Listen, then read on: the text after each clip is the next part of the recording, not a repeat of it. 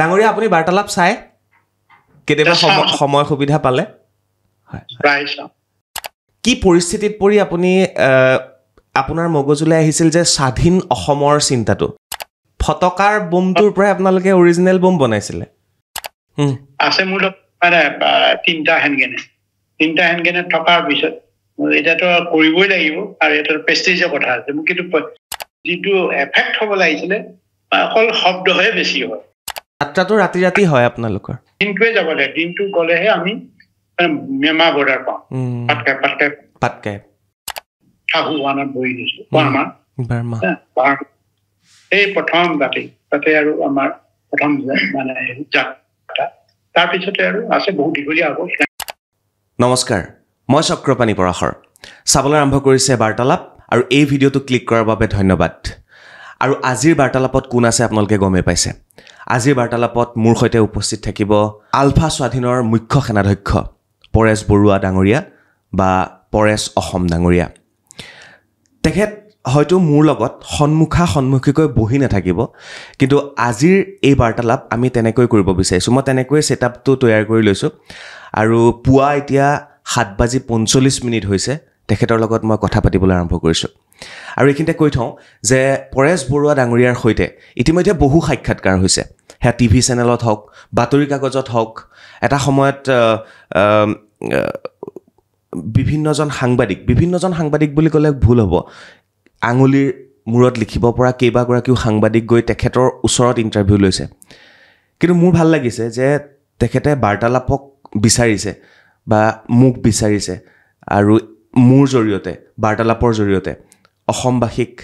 বা আলোচনাপন্থী যিসকল আছে তেওঁলোকক বা চৰকাৰখনক বা আৰক্ষীক তেওঁ কিছুমান কথা অৱগত কৰিব বিচাৰিছে আৰু মোৰো তেনে প্ৰশ্ন থাকিব যিসমূহ প্ৰশ্ন আজিলৈকে কোনেও সোধা নাই বা আমি সকলোৱে এটা মন কৰি থাকোঁ তেখেতৰ পৰা সেই প্ৰশ্নবোৰ জানিবৰ বাবে গতিকে আজি মই তেনেধৰণৰ প্ৰশ্নই সুধিবলৈ চেষ্টা কৰিম গতিকে এই বাৰ্তালাপ শেষলৈকে চাব বুলি আশা কৰিছোঁ ডাঙৰীয়া নমস্কাৰ জনাইছোঁ আপোনাক মোৰ বাৰ্তালাপ অনুষ্ঠানলৈ আমাৰ বাৰ্তালাপ অনুষ্ঠানলৈ ৰাজনৈতিক অৰাজনৈতিক শিল্পী সাহিত্যিক সকলো আহিছে আৰু আজি আপুনি আহিছে গতিকে ভাল লাগিছে আৰু মই ভাবোঁ মই যিসকল ইয়ালৈ ব্যক্তি আহে তেওঁলোকক মই যেনেকৈ প্ৰশ্ন কৰোঁ যেনেকুৱা ব্যৱহাৰ কৰোঁ মই ভাবোঁ আপোনাকো মই তেনে ব্যৱহাৰ কৰিব পাৰিম নিশ্চয় মই তেনেধৰণে প্ৰশ্ন কৰিব পাৰিম অৱশ্যে তাত কোনো বাধা নাই আৰু যিহেতু নেকি আপোনাক আগৰ পৰাই জানো আপোনাৰ যিটো ৰিচুৱেলিষ্টিক যিটো স্বভাৱ সেইটোক আমি সদায় সন্মান জনাওঁ আৰু এইটো ভৱিষ্যতলৈও সেইটো ধৰি ৰখাটো আমিও কামনা কৰিছোঁ ধন্যবাদ ডাঙৰীয়া মই আপোনাক এনেই ফোনত ককাইদেউ বুলি সম্বোধন কৰোঁ কিন্তু আজি যিহেতু ছ'চিয়েল মাধ্যমত আহিছোঁ গতিকে মই আপোনাক ডাঙৰীয়া বুলি সম্বোধন কৰিম ধন্যবাদ আমাৰ যিটো বিশেষকৈ এই অনুষ্ঠানবিলাক যেতিয়া আহোঁ আমাৰ যিটো ফিলিয়েল প্ৰীতিৰ যিটো ৰিলেশ্যন সেইটোৰ পৰা বাহিৰত আমি কথা পাতিব লগা পৰে আৰু যিহেতু নেকি এইটো এটা অনুষ্ঠানিক এটা মানে কি কয় কিছুমান আচৰণ সকলোৱে কৰাটো প্ৰয়োজন আছে আৰু এইকাৰণে ইয়াতে বয়সৰ ভিত্তিত কথা নহয় আপুনি যি আসনখন ধৰি আছে বা যিটো অনুষ্ঠান পৰিচালনা কৰি আহিছে আৰু যিটো আনুষ্ঠানিকভাৱে মোৰ লগত কথোপকথন কৰিবলৈ আৰম্ভ কৰিছে আৰু সেইকাৰণে সেইটো আমি নিশ্চয় আমি এইটো জানো আৰু সেইকাৰণে আমি এই ধৰণে আমি ফ'ল' আপ কৰিম বুলি আমি ভাবিছোঁ ধন্যবাদ ডাঙৰীয়া আপুনি বাৰ্তালাপ চাই কেতিয়াবা সময় সুবিধা পালে প্ৰায় চাওঁ নিশ্চয় মই বিভিন্ন প্ৰশ্ন লৈছোঁ মই তথাপি মই আপোনাক আজিলৈকে বহু সাংবাদিকে আপোনাৰ ইণ্টাৰভিউ লৈছে বহুকেইজন গৈছে আপোনাৰ কাষলৈ স্বাধীন অসমৰ প্ৰশ্ন আহে সাৰ্বভৌমত্বৰ প্ৰশ্ন আহে আলোচনাৰ প্ৰশ্ন আহে বিভিন্ন প্ৰশ্ন আহে মই সেইখিনি অকণমান আজি পিছলৈ ৰাখিছোঁ মই অকণমান অতীতলৈ যাব বিচাৰিছোঁ প্ৰায় 45টা বছৰ আৰু আপোনাৰ এই সংগ্ৰাম চলি আছে কেতিয়া সেই বীজটো ৰোপণ হৈছিল আৰু কি চিন্তা আহিছিল আপোনাৰ মন মগজুলৈ আপুনি সেই খেলি থকা ফুটবল খেলি থকা ল'ৰাজন 22 বছৰীয়া ল'ৰাজন তাৰপিছত চাকৰি সূত্ৰে চাকৰি কৰা সেই ল'ৰাজন কি পৰিস্থিতিত পৰি আপুনি আপোনাৰ মগজুলৈ আহিছিল যে স্বাধীন অসমৰ চিন্তাটো ডাঙৰীয়া এই গোটেই বিষয় যিটো প্ৰশ্ন কৰিছে বিস্তৃতভাৱে যদি ক'বলৈ যাওঁ বহু সময় লাগিব আৰু থুলমূলকৈ যদি ক'বলৈ বিচাৰো তাতো হয়তো বহু কথা আমাৰ অসমৰ মুক্তিকামী জনগণৰ লগতে বা যিসকল বা বিশেষকৈ আমাৰ হাৰ্ডকোৰ ছাপোৰ্ট আছে বুজি নাপাব সেইকাৰণে অলপ বিস্তীৰ্ণ নহলেও বা একেবাৰে সংক্ষিপ্ত নহয় মধ্যম গতিত মই কিছু আভাস দিবলৈ বিচাৰিছো খুব সেনচিটিভ খুবেই সংবেদনশীল এটা প্ৰশ্ন এই প্ৰশ্নটো উত্তৰ যথেষ্ট হ'ব লাগিব জনগণে তেতিয়া বুজি পাব আমি ধৰক লৰালি প্ৰতিজন যেতিয়া আমি লৰালি কাল পাৰ কৰিছিলো সেই সময়ত মানুহৰ চিন্তা চেতনা লক্ষ্য উদ্দেশ্যবিলাক পূৰণ নহয় আৰু এইটো খুব ষ্টেবল নহয় মই কলৈ যাম কি কৰিম আৰু লৰালি কালত হয়তো আমি বিভিন্ন ধৰণৰ আমাৰ লক্ষ্য উদ্দেশ্য আছিল এই লক্ষ্য উদ্দেশ্য পূৰণ কৰিবৰ কাৰণে হয়তো আমি এনেকুৱা ধৰণে এটা সময়ত লৰালি কালত যিবিলাক দেখি মানে আমাৰ ওচৰে পাজৰে আৰু যিবিলাক সামাজিক ঘটনা পৰিঘটনাবিলাকে আমাক প্ৰভাৱ পেলাই আহিছিলে বিশেষকৈ আমি লৰালি কালৰ পৰা দেখিছো যে অসমীয়া বুলি ক'লে থলগিৰি মানুহৰ যিটো ন্যায্যতা আছিলে এইটো একেবাৰে আমি জন্মৰ পিছদিনাখনি পৰাই দেখিছো বুলিয়ে ক'ব লাগিব আমি যেতিয়া এইটো ধৰক 2-3 বছৰৰ পৰা আমি অনুভৱ কৰিব পাৰিছিলো তাৰপিছত আমি 6 বছৰৰ সময়ত যেতিয়া মই 6 বছৰ 7 বছৰ আছিলো তেতিয়া বাৰুকৈ অনুভৱ কৰিছিলো কিয় অনুভৱ কৰিছিলো ভাষা আন্দোলন একেবাৰে খুব ভৰপৰ হৈছিলে সময়ত এটা খুব ধৰক আমাৰ বিশেষকৈ থলগিৰি আৰু অনাথলগিৰি বুলি ক'লে বিশেষকৈ বঙালী সম্প্ৰদায়ৰ ভাষাৰ লগত বঙালীৰ যিটো ভাষা আমাৰ অসমীয়া ভাষা যিটো বঙালীৰ গ্ৰাস কৰিব বিচাৰিছিলে আগ্ৰাসন চলাইছিলে তাৰ প্ৰতিবাদত অসমৰ ইমূৰৰ পৰা সিমূৰলৈ এটা সংগ্ৰাম চলিছিলে আৰু সেই সংগ্ৰামত হয়তো আমি সৰু আছিলো প্ৰথম যিটো ভাষা হওক বা অন্যান্য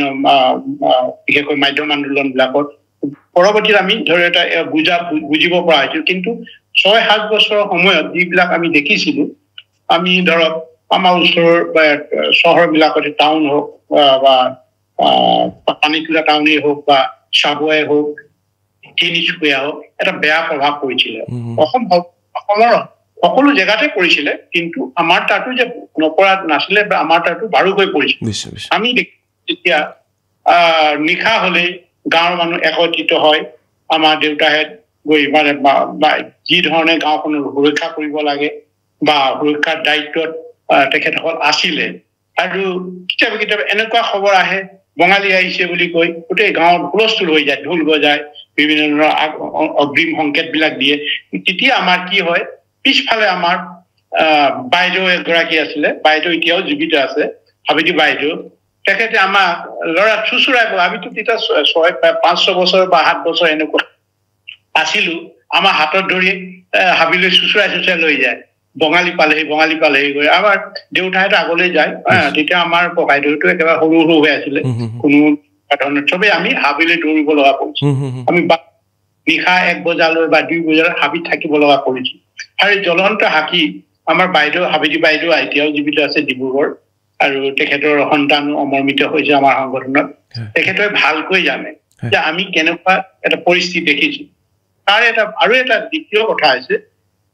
আমাৰ গোটেই অঞ্চলবিলাকত অকল তিনিচুকীয়া বুলিয়ে নহয় গুৱাহাটী হওক লামডিং হওক ডিব্ৰুগড় হওক বঙাই গোটেই অসমৰ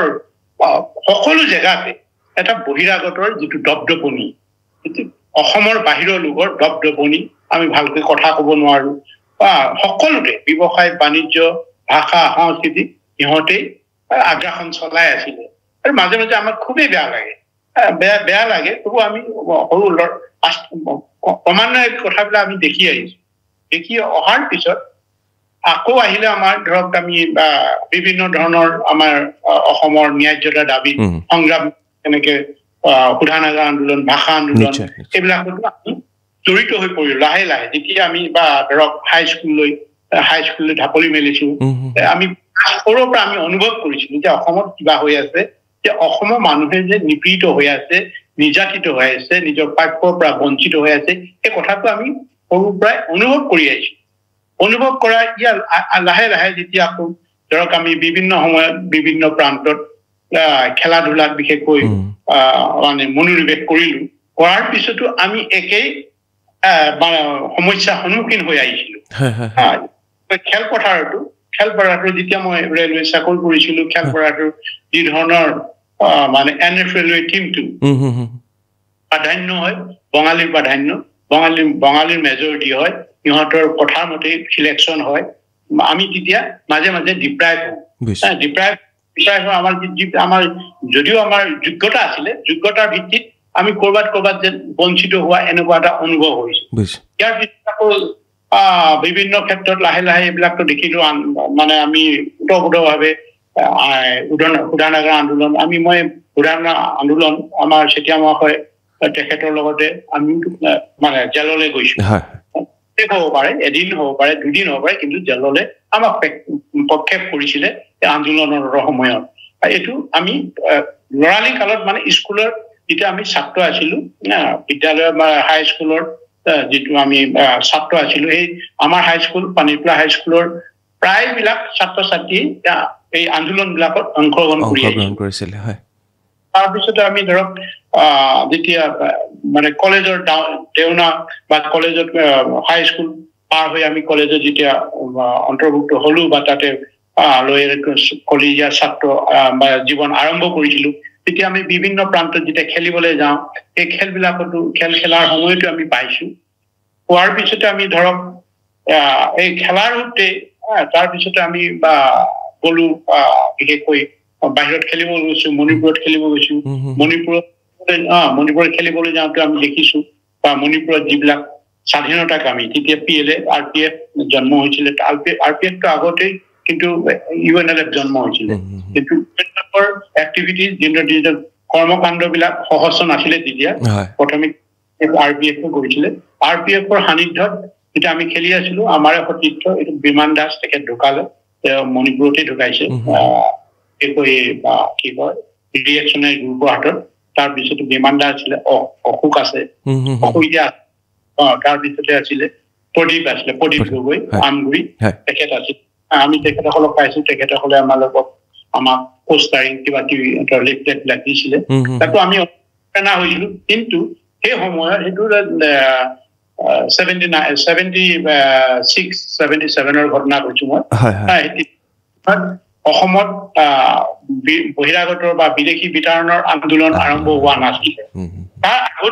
তাৰ আগতে আমি যিবিলাক দেখিছো বিশেষকৈ আমাক খুব মানে হেৰি কৰে ব্যথা দিয়ে বা আমাক খুব অন্তৰত আঘাত দিয়ে আমি তিনিচুকীয়া চহৰৰ মাজমজিয়াত প্ৰায় কলেজলৈ যাওঁতে আমি পাওঁ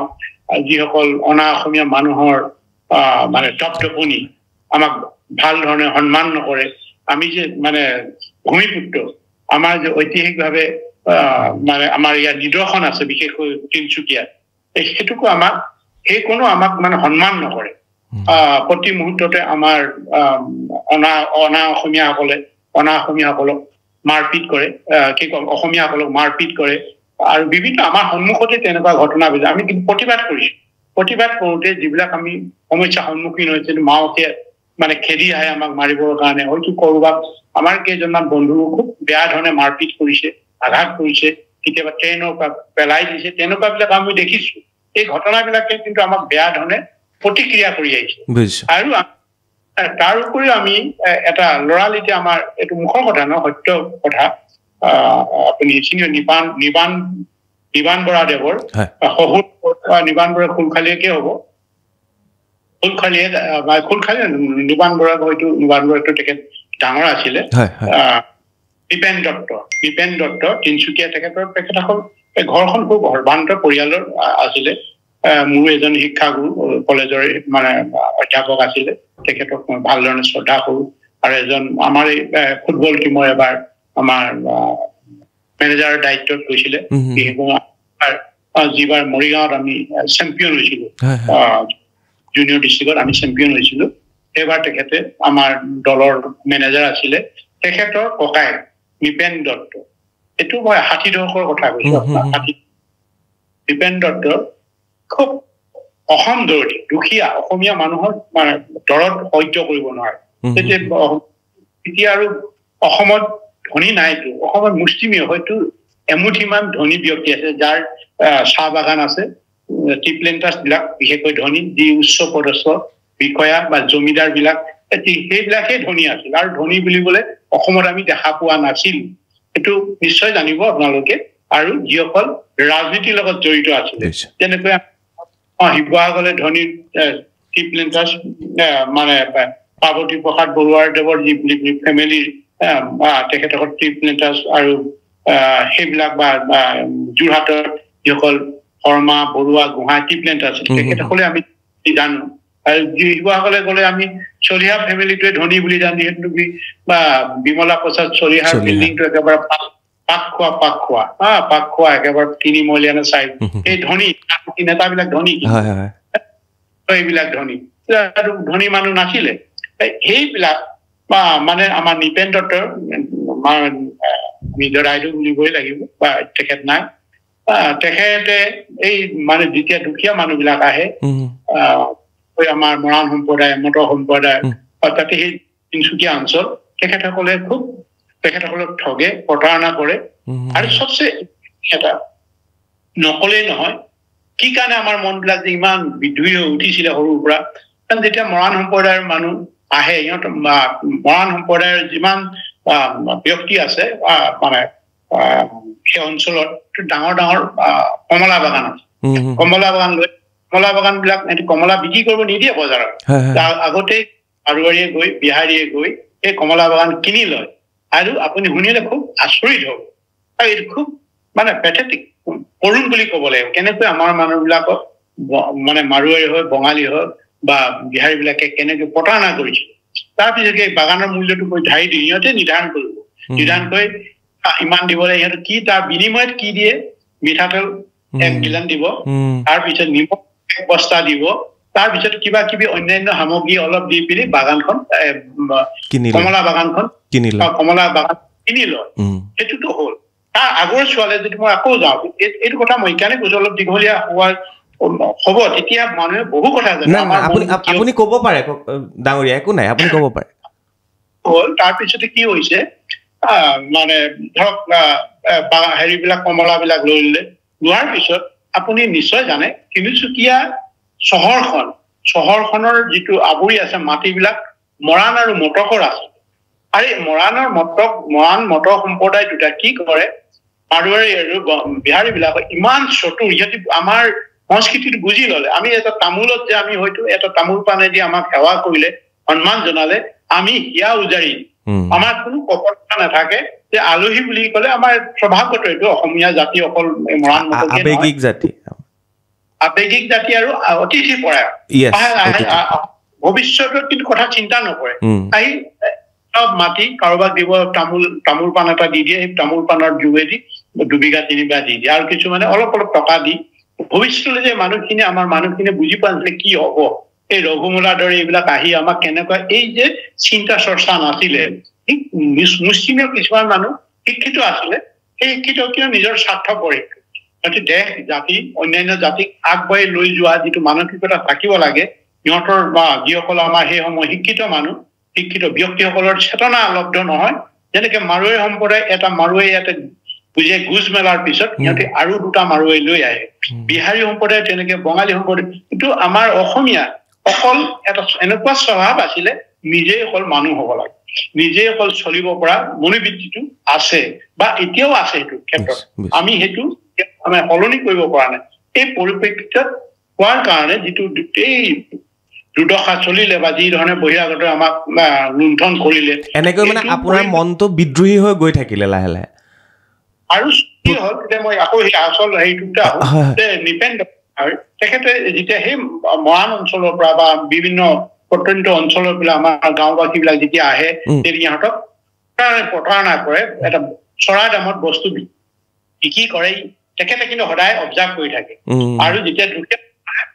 মাৰোৱাৰী দোকানৰ ক'ব এই কাপোৰ দি দিয়ক, আমুক দিয়ক, তামুক দিয়ক। প্ৰতি মাহে 3টা 4টা বা 5টা পৰিয়ালক তেখেতে বিনা পইচাই মানে তেখেততো নিদিয়ে, টকা দিয়া কোনো প্ৰশ্নই নাথাকে। তোমালোকে লুণ্ঠন কৰিছে, তোমালোকে লুণ্ঠন কৰিছে, আমাৰ দুখীয়া মানুহক অতি সহায় কৰিব লাগিব, তেনেকৈ তেখেতে কৰিছিলে। তাৰ পৰিণতিটো আপুনি শুনক, তাৰ পৰিণতি কিন্তু বংগৰ পৰা বিহাৰৰ পৰা যৌথভাৱে কিছুমান কিলাৰ আনিলে। কিলাৰ আনি আমাৰ তিনিচুকীয়া মাজমজিয়াতে ছুৰী আঘাত কৰি হত্যা কৰিলে। হত্যা কৰাৰ পিছত পুলিচে গ্ৰেপ্তাৰ কৰিলে হত্যাকাৰীক। একেবাৰে তাক ৰছীও বনা নাই, ট্ৰাকত থিয় কৰাই প্ৰচেছন কৰাইছে। প্ৰচেছন কৰাৰ পিছত সেই যে ইয়াৰ বিচাৰ হ'ল নে নাই কোনো খবৰ নাই। তাৰপিছত জামিন লৈ পলালে। পলোৱাৰ পিছত কোনো অসমীয়া জাগৰিত নহল,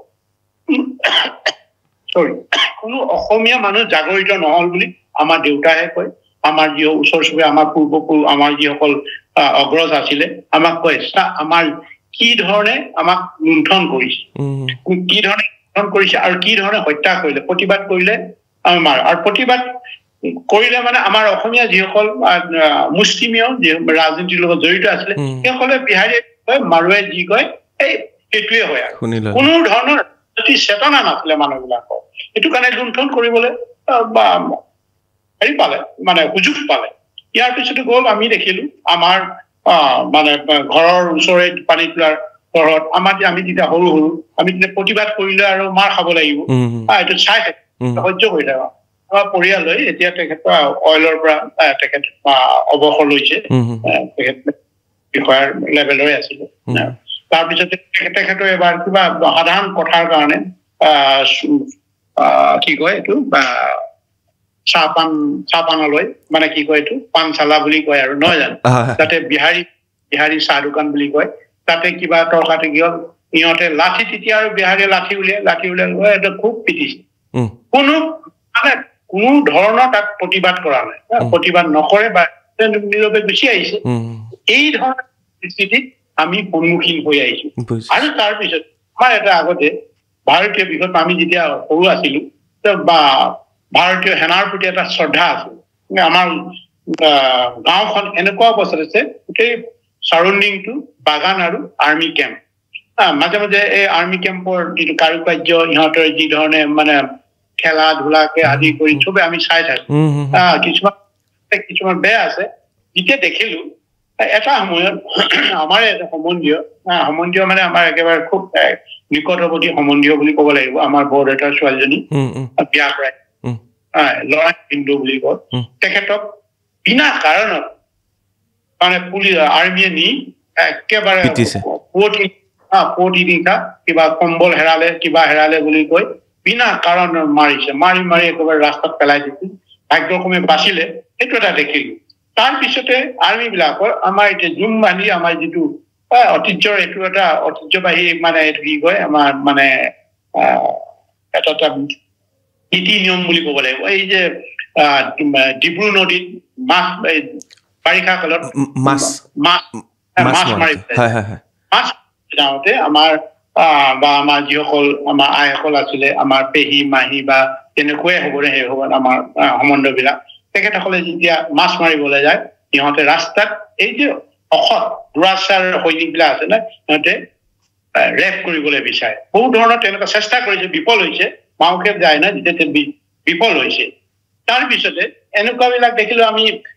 যে ভাবিছিলো ইণ্ডিয়ান আৰ্মি এটা মানে ভাল হেৰি আছে বা মৰম কৰিছে বা কিবা কৰিছে, মানে দেশৰ প্ৰতি কিবা এটা ভাল ভাৱ আমি বুজা নাছিলো না, কিন্তু সেইটোকে ভাল বুলি ভাবিছো। কিন্তু পৰ্যায়ক্ৰমে আমাৰ সেইটো আমি দেখিলো যে আমাৰ তাত তেনেকুৱা এটা অত্যাচাৰ চলিবলৈ খুদ আমাৰ আৰু এটা সত্য কাহিনী যিটো মোৰ হৃদয়ত, আমি যেতিয়া ক্লাছ 6-7 আছিলো, 6ত আছিলো, সেইটো আমি নিশ্চয় আমাৰ গাঁওখনৰ যেতিয়া আমাৰ এটা বিশেষকৈ মটক আৰু মৰাণৰ যিটো গছতলৰ মুকলি এই বিহুৰ সময়তে মানে ভাৰতীয় সেনাবাহিনী জোৱানসকল আহে, অফিচাৰ বিলাকক বিহু চাবলৈ আহে। আৰু বিহু আমাৰ যিটো ভাষা সংস্কৃতি সন্মান কৰিবলৈ নাহে, সিহঁতৰ এটা দুৰাচাৰ মন লৈ আহে। আমাৰ মানে যুৱক যুৱতীসকলে যেতিয়া নাচি থাকে, তাতে সিহঁতৰ অসৎ ইংগিত দিয়াৰ এটা আছে ঠিক তেনেকৈ আমাৰ তাতে বা চেতিয়ামা আমাৰ একেটা কম্পাউণ্ডে আছিলো আমাৰ মাজত এটা টিউবেল আছে টিউবেল এটা আছে টিউবেলৰ পৰা পানী খায় আৰু তেতিয়া সেই চিষ্টেম আছিলে নাদ নহয় আমাৰ তেতিয়া নাদ নাই টিউবেলে আমাৰ সেইটো আৰু টিউবেল দি পানী সেই ৰদৰ সময়ত বহাগৰ দিনটোতো খুব ৰদ হয় না এই বিহু চবৰ 8-9 জন হেৰি আহিছিলে ভাৰতীয় সেনা আমাৰ তাতে পানী খাবলৈ ধৰিছে তাতে আকৌ আমাৰ তাতে বহু বা আমাৰ যিসকল বিহুৱতী আছে সেইসকলে একত্ৰিত আকৌ বিহু মাৰিবলৈ যোৱা সময়তে এই সেনাবিলাকো দেখি তাতে পানী খোৱা চলৰ বিভিন্ন ধৰণৰ ইংগিত দিছিলে এতিয়া এইটো সময়ত এটা ডাঙৰ এটা ঘটনা দেখিলো আমাৰ দেউতা আকৌ আমি ভূপা বুলি কওঁ আমাৰ দেউতাক ভূপা বুলি কওঁ ভূপা খুব মানে এইবিলাক সহ্য কৰিব নোৱাৰে একেবাৰে সহ্য আকৌ ব্ৰিটিছৰ দিনৰ পৰা সহ্য কৰিব পৰা নাছিল এইটো এটা কাহিনী এটা আপোনাক কম যে ব্ৰিটিছৰ সময়তো তেনেকুৱা এটা হৈছিলে এইটো আকৌ কি হৈছিল দেখিছে ইংগিত দেখিছে তেতিয়া আমাৰ দেউতাক মানে দদায়ো এই আৰ্মিসকলে ভাৰতীয় সেনাসকলে বিভিন্ন ধৰণৰ আমাক কুটু ইংগিত দিছে এতিয়া আমাৰ দেউতাই এটা নলাৰ ডাং দিয়ে না নলাৰ ডাং এডাল উলিয়াই একেবাৰে এফালৰ পৰা ডাঙে মৰিয়াই একদম মানে আমাৰ চেতিয়ামা দেউতাই কৈছে নেমাৰিবি সিহঁতি আৰ্মি পিছত আহি উল্টা পুল্টা কৰিব নাই কি কৰিব এইটো একো কৰিব নাই এতিয়া আইন ভংগ কৰিছে আইন ভংগ কৰি ইয়াত আমাৰ নিজৰ অত্যাচাৰ চলাবলৈ আহিছে আমাৰ জীয়াৰীসকলক অসৎ উদ্দেশ্যে মানে এইবিলাক হেৰি কৰিছে আমি এইটো সহ্য কৰিব নোৱাৰো সেইটো পলালে কিন্তু পলালে তেতিয়াই মানে আমাৰ দেউতা আৰু এটা কথা কৈছে এতিয়া আমাৰ 43-45-46 যিবিলাক আমেৰিকান নিগ্ৰো বিলাক আছে আমেৰিকান বিলাক আমাৰ তাত দিনজানত ভৰ্তি হৈ আছিলে আমাৰ সেই খুব মানে এই যে ধান দোৱাৰ কৰ্প সময় সেইটো সময়ত আছিলে তেতিয়া ধান দাবলৈ যাব নোৱাৰে এই যে ধাননিত মানে নিগ্ৰো বিলাকে পৰি থাকে ঠিক তেনেকুৱা এটা ঘটিছিলে দুটা নিগ্ৰো আহি ধাননি পথাৰত পৰি আছিলে আমাৰ ঘৰৰ মানুহে আহি চবে ৰিপৰ্ট দিয়ে এনেকুৱা আছে গৈ আমাৰ দেউতা আৰু কেইবাজনো লৈ গ'ল লৈ বান্ধি আনি একেবাৰে MP চেক পোষ্টত জমা দিয়া আমাৰ দেউতাৰ গাঁৱৰ মানুহে কৈছে তোমাৰ দেউতাই এইটো কৰিছিলে এনেকুৱা সাহসকে এইবিলাক কৰিছিলে এইবিলাক পাই আছোতো এইটো কলো তাৰপিছত ভাৰতীয় সেনাবিলাকৰ যি অত্যাচাৰ যি ধৰণে কৰে গাঁৱৰ যোগেদি ঘোঁৰা চলাই ঘোঁৰা গাত ঘোঁৰা মানে যিটো চেকুৰণি সময়ত গাত তুলি দিবলৈ বিচৰাও তেনেকুৱা আছে আৰু ৰাস্তাই যেতিয়া আমি যাওঁ আমাৰ বাইদেউসকলে যায় তেতিয়া সিহঁতক অনবৰতে মানে ইহঁতি খুব বেয়া ইংগিত বিলাক দি থাকে আৰু এইটোৰ পৰা আমি একদম অভ্যস্ত হৈ ইমান আমাক হেও প্ৰতিপন্ন কৰে আমাক ইমান মানে নিকৃষ্ট কৰে থাৰ্ড ক্লাছ চিটিজেন আমাক গণ্য কৰে এইবিলাক কিন্তু তেতিয়াৰ পৰা আমাৰ উমি জ্বলি আছে ঠিক যেতিয়া আমি বা সফল হলো খেলা ধূলা হৈ মানে বিভিন্ন সময়ত আমি যেতিয়া আৰ্মিৰ লগত বিভিন্ন ধৰণৰ আৰ্মি শিবিৰ বিলাকত আমি ভাল খেল প্ৰদৰ্শন কৰো বা ইহঁতক ফুটবলৰ টিম লৈ যাওঁ তেতিয়া কিন্তু এটা ৰেচপেক্ট দিবলৈ ধৰিছিলে তেতিয়া ৰেচপেক্ট দিবলৈ ধৰিছিলে এয়াৰফ'ৰ্চ হওক বা ইণ্ডিয়ান আৰ্মি হওক দুইটা আমাক ৰেচপেক্ট এইকাৰণে দিছিলে আমি ভাল প্লেয়াৰ আছিলো আমাৰ টিমটো ভাল আছিলে তাতে ৰেৱতী ককাইদেউ আছিলে ৰুদ্ৰ সদা সবটো নেশ্যনেল লেভেলৰ প্লেয়াৰ আছিলে বাবুলু এটা সৰু আছিলে যদিও সৰুৰ পৰাই আমাৰ লগত খেলিবলৈ তাক একদম মেচিয়ৰকৈ আমি তুলিছিলো তেনেকৈ আমাৰ ভাৰতীয় দলক প্ৰতিনিধিত্ব কৰা আমাৰ গাঁৱতে আছিলে আৰু অসম জাতীয় দলৰ প্ৰায়বিলাক মানে ভাল প্লেয়াৰ আমাৰ তাৰে ডম্বুৰ ককাইদেউ ডম্বুৰ খনিকৰ তেখেতো আমাৰ সম্বন্ধীয় ৰেৱতী বা অন্যান্য যিটো পৰিৱেশ হৈছিলে সেই পৰিৱেশটোৰ পৰা কিন্তু ভাৰতীয় সেনাসকলে বিভিন্ন ধৰণৰ অত্যাচাৰ চলোৱাৰ পৰা মানে আঁতৰি আছে আমি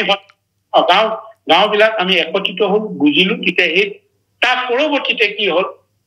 লাহেকৈ আকৌ আছু আন্দোলন আহিল তাৰ আগতে কিন্তু এটা মণিপুৰত যিটো হৈ আছিলে মণিপুৰত যি ধৰণৰ স্বাধীনতাৰ সংগ্ৰামৰ মানে জ্বলি আছিলে নগাৰ ভূমিত যিটো জ্বলি আছিলে সেইটো আমাৰ গাত লাহে পৰিবলৈ ধৰিলে এই যে অসমত বহিৰাগতই মানে অত্যাচাৰ চলোৱা আমাক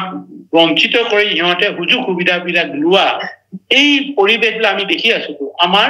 এই বিবেকত এক আঘাত আনিছে আমাৰ বুজিছো কাৰণ বিবেকৰ দুৱাৰখন তেতিয়া প্ৰায় সৰুৰ পৰাই খুলিছিলে তেতিয়া মেচিয়ৰ হোৱা নাছিল যেতিয়া আমি দেখিলো ইয়াত সংঘবদ্ধভাৱে যাব লাগিব, সংঘবদ্ধভাৱে আমি ইয়াক প্ৰতিবাদ জনাব লাগিব, লাহেকৈ যেতিয়া আপুনি দেখিলে 79ত যিটো আছুৰ আন্দোলন হ'ল, লগে লগে মানে সহস্ৰ সংগ্ৰামৰ প্ৰথম আহি কৰিছিল। কিন্তু স্বাধীনতাৰ যিটো প্ৰসংগত 79ত এইখিনি আমাৰ অগ্ৰজ যিসকল আছিলে তেখেতসকলে উদ্যোগ ললে, হাতে কামে তেতিয়া লোৱা উদ্যোগে লৈছে। উদ্যোগটো সেই উদ্যোগটো আমি কেইজন মানে তাতে ইয়াক মানে কাৰ্যকৰণত আমি যে লাগি পৰিলো। প্ৰথমে তেখেতসকলক আমি কি কাৰণে সন্মান দিছো, তেখেতসকলৰ আইডিয়াটো মানে এই আইডিয়াটো প্ৰতিৰোধ কৰিছে, স্বাধীনতাৰ আইডিয়াটো প্ৰতিৰোধ যিসকলে কৰিছে তেখেতসকলক আমি সদায় সন্মান দি আছো আৰু সন্মান দিমেই। যে এই যে স্বাধীনতাৰ চিন্তাটো আমাৰ মাজত সোমোৱাই দিলে, আমিও ভালো এইটো যে স্বাধীনতাটো আমাক লাগে, কি কাৰণে লাগে এইবিলাকৰ ইমান বিস্তৃতভাৱে নিদিলেও আপোনালোকে বুজি পাইছে কি কাৰণে আমাৰ পৰিৱেশ হৈ আছে। আৰু এই কাৰণে আমি সংযুক্ত মুক্তি বাহিনী অসমত অংশগ্ৰহণ কৰিলো। অংশগ্ৰহণ কৰাত এইটো মানে হয়তো কোনোবাই ক'ব ফাউণ্ডাৰ বা কোনোবাই, কিন্তু সহস্ৰ সংগ্ৰাম আমিয়ে প্ৰথম পাতনি মেলা, আমিয়ে পাতনি, আমাৰ অগ্ৰজসকলে কিন্তু এই যিটো আইডিয়াটো যিটো নেকি মানে আমাৰ বিজন চিন্তাটো কিন্তু প্ৰথম উদ্ঘাটন কৰিছিলে আমাৰ যিসকল অগ্ৰজ আছিলে। এতিয়া ক'ব লাগিব আমাৰ সুৰেণ দিঙীয়া ডাঙৰীয়া, বুধেশ্বৰ গগৈ, তাৰপিছত ভদ্ৰেশ্বৰ বুঢ়াগোহাঁই, ভূপেন বৰগোহাঁই আৰু সোমেশ্বৰ গগৈ তেখেতে, তাৰপিছত আমাৰ মৰাণৰ বুদ্ধেশ্বৰ গগৈ আছে। তেওঁলোক আছেনে এতিয়া, আছেনে তেওঁলোক? ধৰক এতিয়া ভূপেন বৰগোহাঁই, সোমেশ্বৰ বৰগোহাঁই, মহেশ্বৰ বৰগোহাঁই তেখেত দুইজনেই ঢুকাইছে। তাৰপিছত আমাৰ বুদ্ধেশ্বৰ গগৈ তেখেতো আৰ্মীয়ে তেখেতক হত্যা কৰিছে, তেখেত ঢুকাইছে। তাৰপিছতে আমাৰ ফুকন মামাৰ নামটো এতিয়া মানে ফুকন মামা ডিমাপুৰত আছিলে, হিমন্ত ফুকন তেখেত এতিয়া জীৱিত আছে। সুৰেণ দিঙীয়া দেৱ এতিয়াও জীৱিত আছে। সোণাৰাম গগৈ প্ৰফেচাৰ গোলাঘাটৰ, তেখেতো এতিয়া জীৱিত আছে। আৰু তেনেকৈ ধৰক ডক্টৰ হাজৰিকা, নকুল হাজৰিকা তেখেত আমাৰ মাজত নাই। মুহি গগৈ তেখেত, মুহি শইকীয়া বোধয়, আৰু হেম বৰাদেৱ তেখেত নিতাই পুখুৰী তেখেত আছে নাই মানে আমি পোৱা নাই, তেখেত হয়তো থাকিবও পাৰে। তেখেতসকল ফাউণ্ডাৰ, আমাৰ চেতিয়ামখৈ সেই ফাউণ্ডাৰ লেভেললৈ আছিলে। এই তেনেকৈ প্ৰথম আৰু প্ৰদীপ গগৈ কথাটো ভাইচ চেয়াৰমেন, তেখেতো ফাউণ্ডাৰ আছিলে। এই প্ৰতিৰোধ কৰি কিন্তু গোটেই দায়িত্বটো আমি তিনিজনে ল'ব লগা পৰিছিলে। এই তিনিজন হৈছো আমাৰ চক্ৰধৰ গোহাঁই আৰু চেতিয়ামখৈ, আমাৰ তিনিজনৰ ওপৰতে গোটেই গুৰু দায়িত্বটো অৰ্পণ কৰি দিছিল। আৰু তেতিয়াই আমি 79ৰ পিছৰ পৰাই আমি যেতিয়া তেখেতসকলে ধৰক আমি 80ৰ পৰা আমি আৰম্ভ কৰিছো, 79 গঠন হৈছে, কিন্তু 80ৰ পৰা আমি তিনিজনে এই সহস্ৰ পন্থাটো কেনেকৈ আগুৱাই নিব লাগে আমি তিনিজনে লিড লোৱা হৈছিল, পৰিকল্পিত হৈছিলে। আমি কেনেকৈ আমাৰ পৰিসৰটো বঢ়াব লাগে, পৰিসৰটো বঢ়াই লৈ আমি তেনেকৈ মানে আগবাঢ়ি গৈছো। তাৰ ক্ৰমান্বয়টো সেইটো আপোনালোকে জানেই পাইছে কেনেকৈ আগবাঢ়ি গৈছে। যিটো আচল কাৰ্যকৰী কৰাবৰ কাৰণে আমি কাৰ্যত ৰূপান্তৰ কৰিবৰ কাৰণে সহস্ৰ সংগ্ৰামটো কাৰ্যত ৰূপান্তৰ কৰিবৰ কাৰণে আমি তিনিজনে কিন্তু গুৰু দায়িত্ব লৈছো। প্ৰথম মিটিংখন, প্ৰথম আলোচনা ৰংঘৰৰ বাকৰিত হৈছিলে ন? ৰংঘৰত তেখেতসকলৰ চিন্তা মন্থন হৈছিলে। তেখেতসকলে চিন্তা মন্থন কৰি আমালৈ মেলি দিছিলে। আমালৈ মেলি দিয়াৰ পিছত আমি কালক্ৰমত আমি আমাৰ স্বাধীনতাৰ যিটো পক্ষত এটা পূৰ্ণাংগ ৰূপে সংগঠন আমি গঢ়া হ'ল। আৰু পূৰ্ণাংগ ৰূপে যেতিয়া সংগঠন গঢ় লৈ উঠিল, তেতিয়া আমি সংযুক্ত মুক্তি বাহিনী অসম স্বাধীন নামে নামাকৰণ কৰা। নিশ্চয়। ডাঙৰীয়া, যেতিয়া আপোনালোক জংঘললৈ গৈছিল কিমান সময় লাগিছিল আৰু কেনেকুৱা কণ্টকময় পথ আছিল, চমুকে যদি কয় ভাল লাগিব। আৰু আপোনাকতো অনুপ চেতিয়া ডাঙৰীয়াই জোৰ কৰি লৈ আহিছিল বুলি তেখেতে কয়, কেইবাবাৰো কৈছে। আৰু সেই বিষয়ে অকণমান কওকচোন চমুকে গোটেই বিষয়টো কাৰো কোনো মানে আমিতো তেতিয়া মেচিয়ৰ আছো ধৰক মই তেতিয়া 22 বছৰমান হৈছে নে অলপ 22 বছৰ বেছি হ'ব 22 বছৰ হ'ব বুলি তেনেকুৱা ধৰণৰ হ'ব মই সেইটো সময়ত কি কয় NFL-টো খেলিছিলো NFL তিনিচুকীয়া ডিভিজনত খেলিছিলো তিনিচুকীয়া ডিষ্ট্ৰিক্টত খেলিছিলো কলেজৰ হৈও মই ট্ৰফি প্ৰথম দ্বিতীয়বাৰ তিনিচুকীয়া কলেজে দুবাৰ মানে চেম্পিয়নশ্বিপ হৈছে ইণ্টাৰ কলেজ চেম্পিয়নশ্বিপ প্ৰথমবাৰ ৰেগুডি পাইলটৰ দিনত হৈছিলে আৰু দ্বিতীয়বাৰ মোৰ দিনত হৈছিলে মই কেপ্টেইনশ্বিপত হৈছিলে এইটো কিন্তু মানে বহুতে নাজানিব পাৰে কিন্তু এইটো মই কৈছো বহুতক এইটো এনেকুৱা কিন্তু যেতিয়া মই সংগঠনলৈ আহিছো তাৰ আগতে মই PLA লগতো মোৰ সম্বন্ধ আছিলে PLA কাৰণে PLA যোগদান কৰিছে বুলি মোক থানাটো ভৰাই থৈছিলে এইটো মোৰ আৰু দিলীপ গগৈ মোৰ খুব বন্ধু পৰম বন্ধু তেখেত জীৱিত আছে তেখেত আৰু আমি তেতিয়া আমাৰ টিমটোত তেখেতে মই মানে অসমীয়া আছিলো অসমীয়া বুলি মণিপুৰত খেলিব গৈছিলো খেলিব যাওঁতে আমাক এইবিলাক লিফলেট দি পঠিয়ালে সেইবিলাকৰ ভিত্তিতে আমাক মানে হেৰি গ্ৰেপ্তাৰ কৰিছিল কিন্তু মোৰ ভাল আৰু যিসকল আমাৰ শিক্ষাগুৰু আছিলে তিনিচুকীয়াৰ স্পৰ্টছ এছ'চিয়েশ্যনে মোক এদিনতে বেল দিয়াৰ ব্যৱস্থা হ'ল হয়তো তেখেতসকলে যদি মোক সহযোগ নকৰিলে মই ওলাব নোৱাৰিলো হয়তো জেলতে সোমাই থাকিব কৰিলে কিন্তু সেই কথাটো এতিয়া মোক হয়তো ক'ব পাৰে যে কোৱাৰ অধিকাৰ আছে তেখেত যিহেতু নেকি তেখেতে ফাউণ্ডাৰ না তেখেতৰ হেৰিটো দেখিছো বা বিভিন্ন লগত জড়িত থকা কিন্তু আমিও প্ৰথম PLA হয়তো এতিয়া অসমত জন্ম হলে আমি PLA লগত অসমত যেতিয়া স্বাধীনতা কৰ্মী সংগঠন জন্ম হৈছে PLA যোৱাৰ এইটো আৰু কথা থাকিব নোৱাৰে নহয় জানো অসমৰ মুক্তিৰ কাৰণে আমি অসমক ভাল পাওঁ প্ৰথম অসমতে আমি প্ৰথম কৰিলো কৰাৰ পিছতে যেতিয়া আপুনি দেখিছে আমি বা ধৰক 97তে মানে যেতিয়া হৈছে অকল মানে অৰ্গেনাইজিং হৈছে এইটো গোটেই আমাৰ অঞ্চলতে হৈছে আমাৰ অঞ্চল ডিব্ৰুগড় যোৰহাট তিনিচুকীয়া বা লখিমপুৰ এই জেগাতে মানে লখিমপুৰতো হোৱা নাই এই তিনিখন জিলাতে যোৰহাটলৈকে মানে গোলাঘাট যোৰহাট ডিব্ৰুগড় তিনিচুকীয়া শিৱসাগৰ 5খনত ইয়াৰ কাৰ্যবিধিটো ব্ৰতি আছিল তাৰপিছতে যেতিয়া সেইটো কিন্তু ইয়াত সামৰিক ৰূপ দিবলৈ পোৱা নাই তাৰ লগে লগে যেতিয়া নেকি আৰু এটা মানে কাৰকে তাতে মানে বাধা দিছিলে বাধা দিয়াটো 1976ত হেৰি হ'ল শ্বিলং এখন নাগালেণ্ড আমাৰ ঠাই আছিলে NNC লগত NNC যেতিয়া ভাগ হৈ গ'ল ভাগ হৈ গ'ল সিহঁতৰ ভিতৰত মাৰ্চেল ল হ'ল সিহঁতৰ লিডাৰক এৰেষ্ট কৰি ৰাখিলে বিশেষকৈ NNCয়ে আমাৰ স্বৰ্গগামী আফলাং বাবা ইছাকু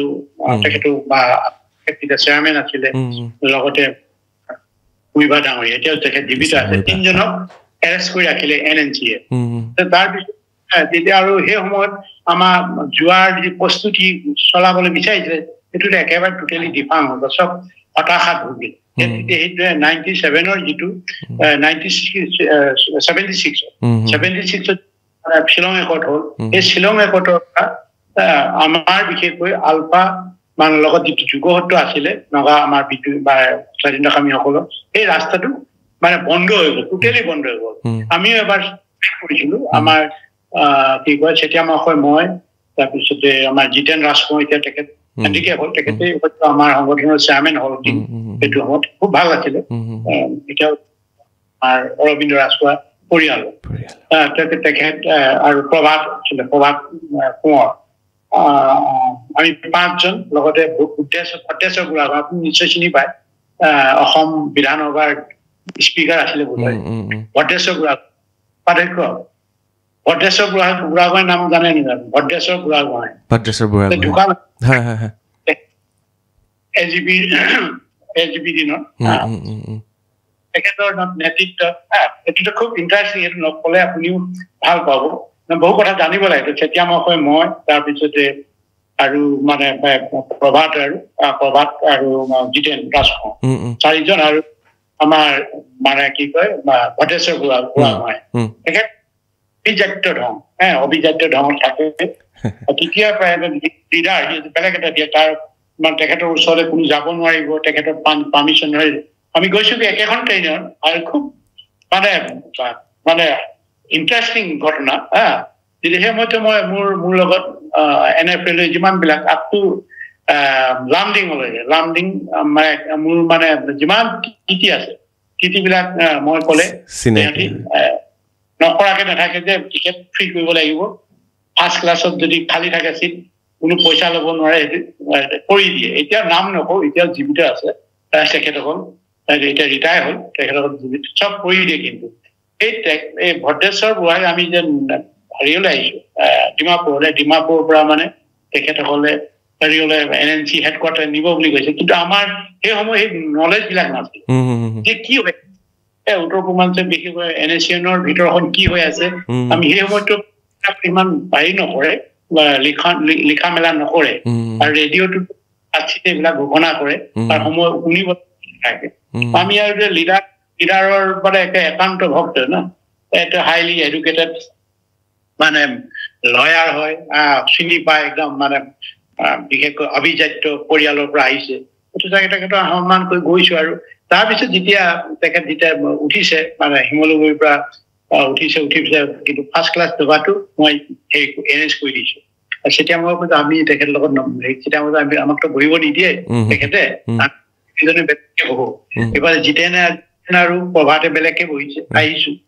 অহাৰ পিছতে আমি এবাৰ খবৰ লৈ আমি খবৰ লৈ গৈছো হয়তো ভালে আছে মোৰ ওচৰত তোমালোক কিয় আহিছে চিকিউৰিটি লিক হৈ যাব বুলি কৈছে তেতিয়া মই ইয়াৰ কুক চব লিডাৰ হোৱাই নাই বোলে ইয়াৰ কোপনি কুক আমিয়ে বনাই দিলো চব ফ্ৰী অহা যোৱাটো ফ্ৰী হৈছে এই কৈ দিয়া হৈছে এতিয়া আমাক আৰু ফাৰ্ষ্ট ক্লাছ কোচটো সোমাব নিদিয়ে আমি আৰু কৰো কেনেকে যুঁজ কৰো আমাৰ শোভা নাপায় না মইতো সেই ৰেলৰ মানে হেৰি কি কয় মোৰ কেছ হ'ল না এটা ডাঙৰ ভয়ংকৰ কেছ এটা হ'ল মানে কলনীত এই আন্দোলনৰ কাৰণে বিৰাট ভয়ংকৰ কেছ মই স্কণ্ডেড হলো মোৰ মানে ফ্ৰী তেতিয়া বিলাক আগৰ দৰে ইমান এতিয়া যেনে বিস্তৃতভাৱে মেলি দিব নোৱাৰে সকলো প্ৰান্ততে তেতিয়াহে সেইটো কাৰণে আমাৰ কাৰণে ভাল হৈছিলে আৰু যিসকল আমাৰ ৰেলৱে কৰ্মী আছে মোক খুব ভাল পায় প্লেয়াৰ আছে খুবেই ভাল সৰু ডাঙৰ বিলাকে মোক মৰম কৰে আৰু সহায় কৰে তো আহি ডিমাপুৰত নামি হলো আৰু তাৰপিছত ডিমাপুৰত নামি তেখেতে হোটেলত উঠি মানে একদম ৰজাৰ দৰে আছে আৰু আমাৰ মাতিলে যদি বিনা অনুমতিত মোৰ ৰুমলৈ আহিব নোৱাৰে আমি আজি এতিয়া আমাৰ এই যে কৈছো আমাৰ ফাউণ্ডাৰ আছিলে হিমন্ত ফুকন মামা বুলি কওঁ তেখেত একেবাৰে কোঅপাৰেটিভ বেংকত আছিলে তেখেত সাংঘাতিক ধৰণৰ মানুহ দয়ালু মানুহ মানে তেখেতৰ হৃদয়ত এনেকুৱা ওচেন গ্ৰেছ বুলি ক'ব লাগিব তেখেতৰ হৃদয় এনেকুৱা ধৰণৰ সীমিত দৰমহাই আমাক কোনো দিন তেখেতে মাছ মাংস নোহোৱাকৈ খাব দিয়া নাছিল প্ৰতি সাঁজতে মাছ মাংস দিয়ে ইভেন আমি তাতে জয়নাথক পাইছো একেটা ঘৰতে জয়নাথ আছে ভিগু তাৰপিছত আমাৰ দিগেন বৰা আৰু বহুত ভিগুতে আজি চবেই আমি তাতে আড্ডা আমাৰ তাতে কিবা আছো আৰু আমাৰ একেটাই লক্ষ্য না যিকোনো কমন এনিমিৰ কাৰণে আৰু এই আমাৰ হিমন্ত ফুকন মামা তেখেতৰ ঘৰটো হৈছে চেণ্টাৰ হৈছে আংগামী ফেমিলি এটাৰ পৰিয়াল কম্পাউণ্ডাৰ আছে সেই আংগামী পৰিয়ালটো কিন্তু ফিডুৰ ৰিলেটিভ এটা বিশাল কম্পাউণ্ড আছে 5 মাইল না 4 মাইল বুলি ক'ব এটা বিশাল কম্পাউণ্ড এটা আছে পাহৰি গলো জেগাটো খুব বুঢ়া যেন তেখেত খুব মৰম আমাৰ তেখেত আকৌ আৰু এটা কথা যিজন আছিলে আংগামী আছিলে কি আংগামী নাম তেখেত আছে অসম সাহিত্য সভাৰ আজীৱন মেম্বাৰ আছিলে এইটো এটা খুব ডাঙৰ অসম সাহিত্য বা আজীৱন মেম্বাৰ আছে আংগামী মানুহ ইমানে মনতে সেইজনে আমাক ভাল পায় তেনে থাকো এই ধৰণে আহি আৰু হোৱাৰ পিছত আহিলে যে ইফালে আহিছে এতিয়া যাব লাগে টকা পইচা মানে যেতিয়া মই সুধিছে ভটেশ্বৰ বুঢ়া গোহাঁই তাতে বেৰিষ্টাৰ মানুহ হয় নে বাৰু লয়াৰ হয় এনেকুৱা ধৰণৰ মানে শিক্ষিত মানুহ আৰু ধনী মানুহ পইচা 1 টকা খৰচ নকৰি আমাৰ জিতেনে ইহঁতৰ সপ্তৰথী হোটেল এখন আছিলে লাকুৱাত সপ্তাহটি হোটেলৰ যিমান লাভ হয় গোটেই লাভটো জিতেনে লৈ আহিছে যেটা ৰাস্তাত লাগ না প্ৰথম সিলেক্ট কৰিলে মানে দুজন গৈ আউট চাই ৰাস্তাটো জিতেন আৰু প্ৰভাত গ'ল টকাটো লৈ ল'লে জিতেনৰ পৰা ল'লে 35,000 সেই সময়ত 25,000 মামুলি কথা নহয় দেই 35,000 20 মানে 9 or 70 79 80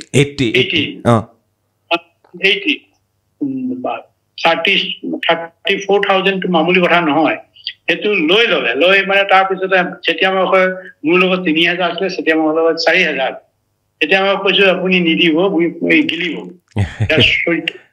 আমি গম পালো খুব পানী খায় তাতে বম হৈ থাকে তাৰপিছত লাইফ ষ্টাইল দেখিলোতো নহয় ইটো আমাক প্ৰতাৰণা কৰিব ইটো নিজৰ এক পইচা খৰচ নকৰে আমি ইমান কষ্টৰে লৈ অহা টকাটো মই 3,000 টকা গোটোৱা মামুলি কথা নহয় নিজৰ মানুহে কোনো দান বৰঙণি নাইতো কোনো দান বৰঙণি নাই এই অৱস্থাত সেটা কিন্তু ঠিক কথা কৈছে তই ঠিক কথা কৈছে পইচাটো নিদিও আমি বেলেগ কামত আমি কিবা কিনিম মানে আমাৰ সেই আৰু যিটো লাগে আমাৰ কাৰণে সেইটো কিনিম সেইটো কৈ আমি টকাটো নিদিলো না টকাটো নিদি আমি মানে হেৰি কৰি বিৰাই দিতে কিয় নিদিয়া পইচাটো বোলে আমি কৈছো এইটোতো 34 ল'লে সেইটো ঘূৰি আহকচোন তেতিয়া আমি চাই লওঁ তাৰপিছত দিনৰ পিছত খবৰ আহিলে নাই বোলে ৰাস্তা বন্ধ তাৰপিছত পইচাটো কি হ'ল পইচাটো নাই বোলে সি সোণ কিনিম বুলি কৈ সি লৈ ল'লে সোণ সংগঠনৰ কাৰণে সোণ কিনিম বুলি কিমান লোভী মানুহ ক'বলৈ বেয়া এইটো সত্য কেনেকে আমি কেনেকুৱা লিডাৰৰ যুগত লিডাৰৰ কাৰণে আমি পতিত হলো আমি লিডাৰৰ কাৰণে আমিতো লিডাৰ হ'ম বুলি অহা নাই সংগঠন কোনো কালে এদিকে প্ৰাণ সৈনিক হৈ আমি মানে অংশগ্ৰহণ কৰিছো আমাৰ সৰ্বোচ্চ একদম দি আমাৰ সংগঠনে সেৱা হ'বৰ কাৰণে আমি ওলাই আহিছো আৰু যেতিয়া লিডাৰটো দেখিলো তেতিয়া মই ক'লে ঠিক আছে আমি গৈ দুটাই টকাই মিলি কিবা কিবি মানে ধৰক এটা পিস্তল কিনিছিল তেখেতে মই তাতে ডিমাপুৰতে কিনিছিলে ডিমাপুৰৰ পৰা আকৌ লৈ আহিছো কিমান মান টকা লৈছিলে তেতিয়া সেই পিস্তল 3,000 লৈছিল 3,000 লৈছিল 0.22 পিস্তল ইটালিয়ান মেড খুব ভাল ইটালিয়ান মেড আছে আমি 3,000 কিনি আনি তাৰপিছতে সেইটোৰ পৰা সেইটো আৰু খুব মানে আমাক ফাৰ্ষ্ট্ৰেটেড কৰিছে মানে হৈছে আমি এইটো মানে এটা যে হতাশাত ভুগিব লাগিব ইমান মানে শিক্ষিত মানুহে যে আমাক প্ৰতাৰণা কৰে টকাৰ প্ৰতি লোভ আছে গম পাই গলো না গম পোৱাৰ পিছতে নহয় ইহঁতৰ দ্বাৰা নহব তাৰপিছতে গৈ সেইটো আৰু NNC তেতিয়াতো একেবাৰে খুব হুলস্থুল লৈ আছে তাৰপিছতে 80 সিহঁতে সংগঠন কি কয় মানে যেতিয়া 79 তাৰ পৰা ইহঁতক উদ্ধাৰ কৰিলে বাবা খাপলাঙে এই কি কয় মুইবা ইছাক দুজনক তেখেতে উদ্ধাৰ কৰিলে বাবাই খাপলাঙে কৰিলে কিন্তু সেই এৰিয়াটো আছে উদ্ধাৰ কৰি নিজৰ লগত নিজৰ এৰিয়ালৈ লৈ গৈ তাৰপিছতে ইহঁতে 80 যিটো NSCNৰ মানে কি NSCN নামেৰে নতুন সংগঠন কৰিলে কিন্তু তাৰ ৰাস্তা নাই কিন্তু দেই ৰাস্তা নাই খুব ৰাস্তা বিচাৰি পোৱা নাই তেতিয়া দুভাগ হৈ গ'ল তেতিয়া এই যে দুটা বছৰ গেপছ হৈ গ'ল না 81 আৰু 82 79 80 81 তিনিটা বছৰ 81ত আকৌ আমি যেতিয়া NSCN ফৰ্ম হৈ গ'ল ফৰ্ম হোৱাৰ পিছতে আমাৰ লগত অসমলৈ দুজন ব্যক্তি আহিলে দুজন NSCNৰ ব্যক্তি আহিলে এই ব্যক্তি দুজন থবৰ কাৰণে জেগা নাই মানে ইহঁতৰ চেল্টাৰ দিব পৰা নাই এই দায়িত্বটো আকৌ মই আকৌ তেতিয়া এই 97ত যেতিয়া খেলা খাইছিলো এইটো মিনিমাইজ কৰিলে ৰেলৱে যে ইয়াৰ ওপৰত কোনো কেছ দিব নালাগে বুলি কৈ ৰিলিজ কৰি সেইটো কেছ ডিছমিছ কৰিলে ডিছমিছ কৰা আৰু বিশেষকৈ সেই সময়ত আমাৰ মাধৱ শৰ্মা ডাঙৰীয়া আছিলে ডিভিজনেল হেড আছিলে খুব ভাল মানুহ মাধৱ শৰ্মা ফোন কৰিছিলে তেখেতে ক'লে খেলা আমাৰ টিমটো তেতিয়া আকৌ খেলিবলৈ মাতিলে মই খেলিও আছো খেলিও থাকে সংগঠনৰ চলাই আছে মই নহলে নহয় না কাৰণ সেইটো চেল্টাৰ কিবা কিবি মইতো কৰিব লাগে ক'বালে গুৱাহাটীত যাবলৈ মই তেতিয়া মই প্ৰাস বনাই দিব লাগে ক'বালে তেতিয়া মই এই কিবা যুৱ ছাত্ৰ কৰি আছো না সংগঠনে মানে আলফাই কৰা নাই যেতিয়া সংগঠনৰ মানে যিটো আমাৰ ছাত্ৰ সংগঠনৰ হেৰিও আছে তেখেতৰ দায়িত্বত আছে না আপুনি ছাত্ৰ সন্থাটো আছিলে অলপ দিন মই ছাত্ৰ সন্থাটো অলপ দিন আছিলো যুৱ ছাত্ৰ পৰিষদো আছে এবাৰ হেৰি টাইনি কলিতা চিনি পাব লাগে বিপুল মহন্ত যুৱ ছাত্ৰ ফটাহিল আমবাৰী কি কয় ফটাহিলত আছিলে তেতিয়া তাতো মই এবাৰ ৰিপ্ৰেজেণ্ট কৰিছো দেখিলো এবাৰ যেতিয়া মই গৈছো মানে এটা অন্য প্ৰসংগ হলো ক'ব লগা পৰে মই চবকে দেখিছো না সংগঠন বিলাকৰ কি কৰি গ'লো তেতিয়া মই ভাবে তই এবাৰ আমাৰ মোৰ হৈ ৰিপ্ৰেজেণ্ট কৰ গ'লো লগত লগ কৰিলো লগ কৰাৰ পিছত দেখিলো লিডাৰসকলৰ মনোবিধি কোনে আচুক গালি পৰা আৰু এই যে পুৰিয়া সোপাটো গম পাইছে না আপুনি গম পাইছে না পুৰিয়া কাপে ধান গম পাইছো গল্প মাৰিছে মই খুব বিতৃষ্ণা লাগে মই ঘূৰি আহিছো কোনে খাই পুৰিয়াটো ভাংটো যুৱ ছাত্ৰ নকওঁ আৰু অফিচত গৈছো শিলপুখুৰী অফিচ আছে শিলপুখুৰী অফিচটো আছে যুৱ ছাত্ৰ তাতে গোটেই আড্ডা দিছে আৰু তেতিয়াতো আমি গ্ৰাম্য অঞ্চলৰ পৰা ইমান ইহঁতে ধৰক কোনো এটা ভাল এটা সন্মান দিব নিবিচাৰে আৰু আমিও তেতিয়া খুব ধৰক মানে সাৱলীল ভাষাৰে কথাও কোৱা নাছিলো সাৱলীল ভাষাৰে কথা কোৱা আমাৰ অভ্যাসটো নাছিলে যিটো ঠাচ মানে ডিব্ৰুগড় যিটো ঠাচ সেই ঠাচতে আমি কথা কওঁ আৰু এইটো ক'লে বেছি মানে হেৰিটো নিদিয়ে কি কয় মানে সন্মানটো দিবলৈ নিবিচাৰে দেখি মই চিন্তা নাই আৰু আমাৰ নিজৰ মতে চিন্তা কৰিব লাগিব চিন্তা মতে থাকে আৰু সেইমতে এই যে আমাৰ ভটেশ্বৰ বুঢ়াগোহাঁই যিটো হ'ল তেখেতে তাৰপিছত আমাৰ পৰা আঁতৰি গ'ল তেখেতে কি কৰিলে লাকুৱা গ্ৰুপটো লৈ নতুন এটা হেৰি কৰিব লাকুৱা লৈ গ্ৰুপ কৰিব সেই গ্ৰুপটোতো লাহে লাহে ডিফাৰ্ম হ'ল কোনোবা আছিলে ৰাজীৱ ৰাজখোৱা আছে আমাৰ অৰবিন্দ ৰাজখোৱা তেখেতে সেই 79 তেখেত হতাশ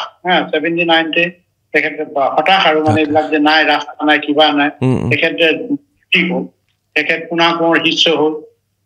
যে কৃষ্ণ গুৰুৰ মানে শিষ্য হৈ ধৰ্মত ব্ৰতী হৈ থাকিল তেখেত আঁতৰিলে তাৰপিছতে ভটেশ্বৰ আমি আঁতৰাই আমাৰ তেখেতৰ লগত কোনো নহব এনে লাকুৱাৰ অন্যান্য বিলাকৰ আমাৰ সুসম্পৰ্ক আছিলে তাৰপিছতে আমাৰ কি কৰিলে হেৰি আহিলে নামৰূপৰ গ্ৰুপ খুব ষ্ট্ৰং গ্ৰুপ আছিলে সোমেশ্বৰ গগৈ আমাৰ কেওঁত ককাইদেউ আছিলে সোমেশ্বৰ গগৈ কেওঁত আমাৰ সুৰেণ দিহিঙীয়া তাৰপিছতে মৰাণৰ প্ৰিন্সিপাল আছিলে বুধেশ্বৰ গগৈ তেখেত আছিলে তেখেতক লৈ এইটো বনালো কেনেকৈ কি কৰিব লাগে সেই তাতে সেই একেই প্ৰব্লেম ইফালে আকৌ খুব অত্যাচাৰ চলাই আছে কংগ্ৰেছে এনেকুৱা ধৰণৰ অত্যাচাৰ মামুলি মানে এইটো কল্পনা কৰা যায় কেনেকৈ CRP অত্যাচাৰ কেনেকৈ মৰি ইফালে আজি এটা মৰিছে কালি দুটা গুলি বাৰুদ তেতিয়ালৈকে আৰু কিমান 700 কিমান হ'লগে আৰু এই এনেকুৱা ধৰণে মানে অত্যাচাৰ সিহঁতৰ আমি কেনেকৈ তাতো প্ৰতিৰোধ কৰিব পৰা নাই সম্পূৰ্ণৰূপে আমি সংগঠিতই হ'ব পৰা নাই তাৰপিছত আকৌ ইলেকশ্যন পালেহি তেতিয়া মানে আমি ফুল ৱান্টেড হৈ গ'লো মানে যিটো 82 পিছত আৰু মই মানে তিনচুকীয়াত থাকিব পৰা অৱস্থা নাই মানে ইলেকশ্যনত অংশগ্ৰহণ নকৰো বুলি আপোনালোক ওলাই গ'ল সেইটো ওলোৱা নহয় 80 মই আপোনাক কৈছো 70 মানে কি কয় 1982 পৰা মই মানে হেৰি হ'ব পৰা নাই 82 তাৰপিছতে 83 টো ইলেকশ্যন হৈছে হয় নে বাৰু সেই সময়তো উপায় ইফালে ৰাস্তা বিচাৰি পোৱা নাই আমি ল'ৰা সব এগ্ৰি মানে ৰেডি কৰি দিছো সকলো জেগাত কেতিয়া যাব কোনো সব মানে সকলোৱে মানে তাতে ব্যৰ্থ ৰাস্তা নাই বুলি কোনো নাই আৰু মানে সবে হতাশাত কিন্তু ইলেকশ্যন অহাৰ পিছত ইলেকশ্যনৰ আগে আমাৰ তেতিয়া মোক ক'লে তই এফালে যাব পাৰিবি নেকি যাম কেলে মইতো আছো যেতিয়া যামেই আৰু একো চিন্তা নাই মোৰ গাড়ীৰ কাৰণেও বা হেৰি কৰিবৰ কাৰণে মই মেনেজ কৰি ল'ম ট্ৰাকত হলেও বা ট্ৰেইনত হলেও মই বঙালীটো কৈ নিদিয়ে জানে ধৰাই নিদিয়ে এটা মানুহ কৰে আৰু ভয় কৰে সেই সময়ত আমাৰ বাদ বাকীটো মাৰোৱাৰী বঙালীটো কি ধৰা বলে এইটো সাহস নকৰে না এইটো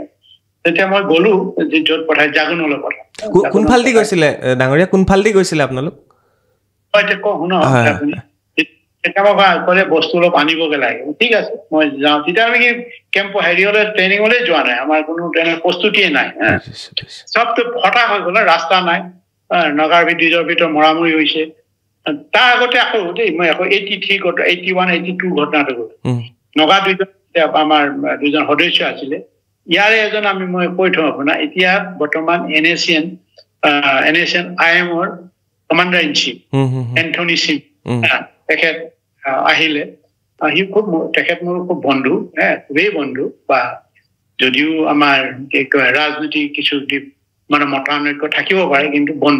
বন্ধুটো কেতিয়াও আমাৰ চেড নহয় তেনেকুৱা তেখেতৰ লগত আৰু এজন আহিলে টপিমুছ কৈ তেখেতটো থবলৈ জেগা নাই কোনো ৰিস্ক লোৱা মানুহ নাই এতিয়া প্ৰথম নামৰূপত ৰাখিছিলে নামৰূপৰ পৰাটো সৰ্বনাশ মানে সিহঁতৰ হোৱাৰ পিছতে উপায় নাই থবলৈ নাই কোনো নলয় আৰু এইটো কিজানি কি সিহঁতৰ গাত থকা চেকাটো যদি মানে সিহঁতৰ গাত ভয় হৈ গ'ল না ডাটাবিলাকৰ তাৰপিছত গৈ মোৰ ওপৰত দিলে দায়িত্ব মই ৰাখিলো মোৰতো চেল্টাৰ আছে বহুত আমাৰ মেচবিলাক এতিয়া আমাৰ অধিপত্য চলে ৰেলৱে ৰিলিভিং মেচ অধিপত্য চলে তাৰপিছতে সিহঁতে আমাৰ সেই অকল অধিপত্য নহয় মানে সেই মেচটোত আমাৰ গোৱালপাৰা আমাৰ ৰেলৱে কৰ্মীসকল চবটো ভাল চাকৰি কৰিছে তেখেতৰ তাৰপিছতে নলবাৰী বৰপেটা শোণিতপুৰ যোৰহাট চব ভৰপুৰ মানে দুটা ডাঙৰ ৰেলৱে মেচ আছে চব সিহঁতৰ মাজত আমি সোমোৱাই থওঁ আমিতো থাকোৱেই সেইটো থাকিবৰ কাৰণে 1982 লৈকে এইটো সম্ভৱ হৈছিল যেতিয়া আনি থলো হোৱাৰ পিছত লাহে লাহে এক্সপ'জ হ'ব ধৰিলে আকৌ গৈ তাৰ পৰা নি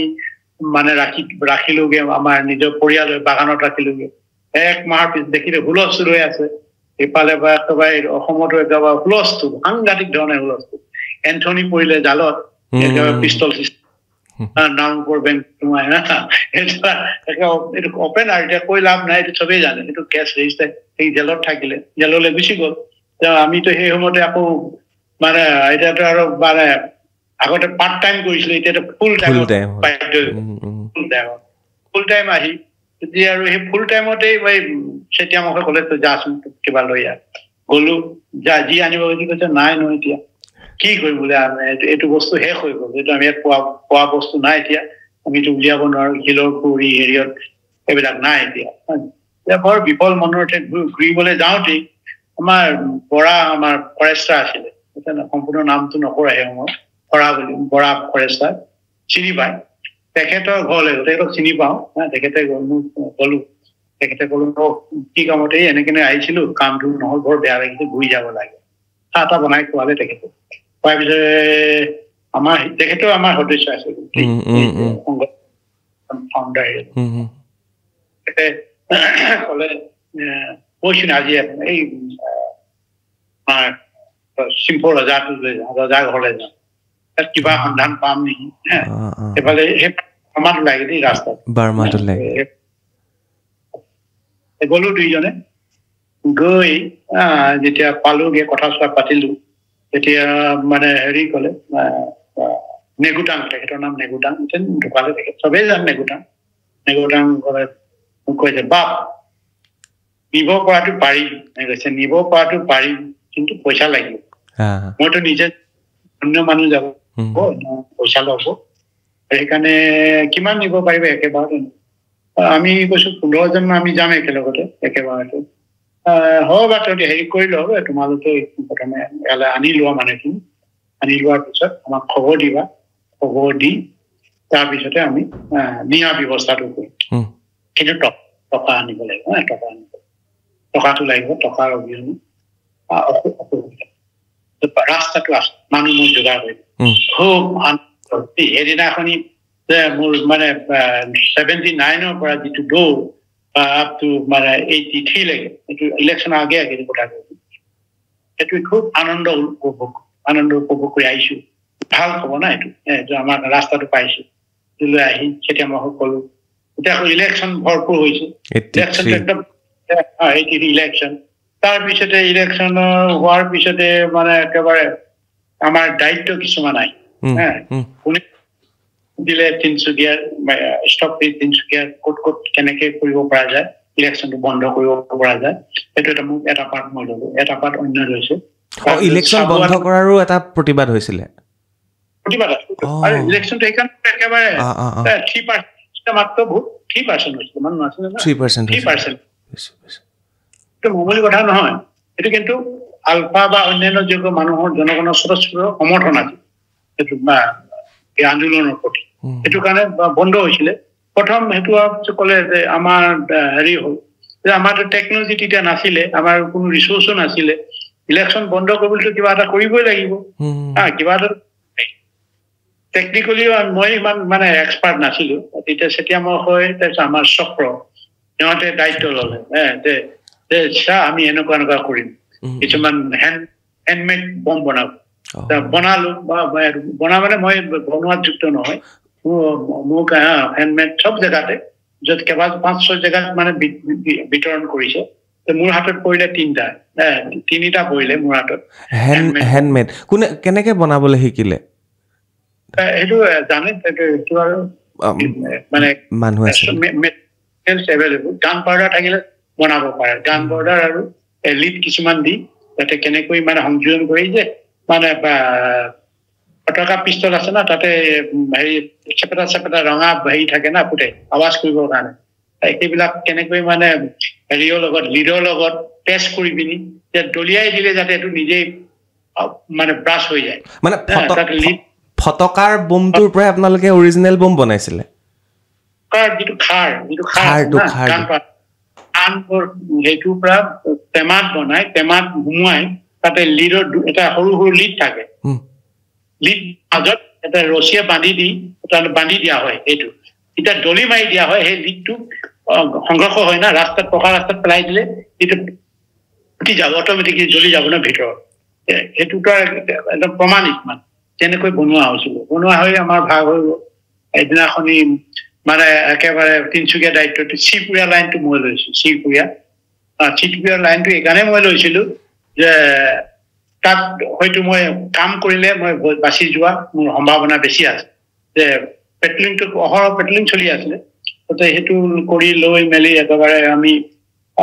ঠিক 7 বজা 7:30 বজাত ভোট দিবলৈ ওলাইছে 8 বজাৰ পৰা ভোট মানে হেৰি হয় পলিং ষ্টেচন বিলাক অপেন হয় আহিছে একদম বঙালীৰ মানে শব্দ আমৰা ভোট দিম আমৰা বঙালী ভোট দিম একদম জাকে জাকে চিঞৰি অহাৰ পিছত যি ধৰণে মানে হেৰি হ'ল মানে এতিয়াতো এটা ভয়ংকৰ ৰূপ হৈ আহিছে না যি ধৰণে সিহঁতি মাৰ্চ কৰি আহিছে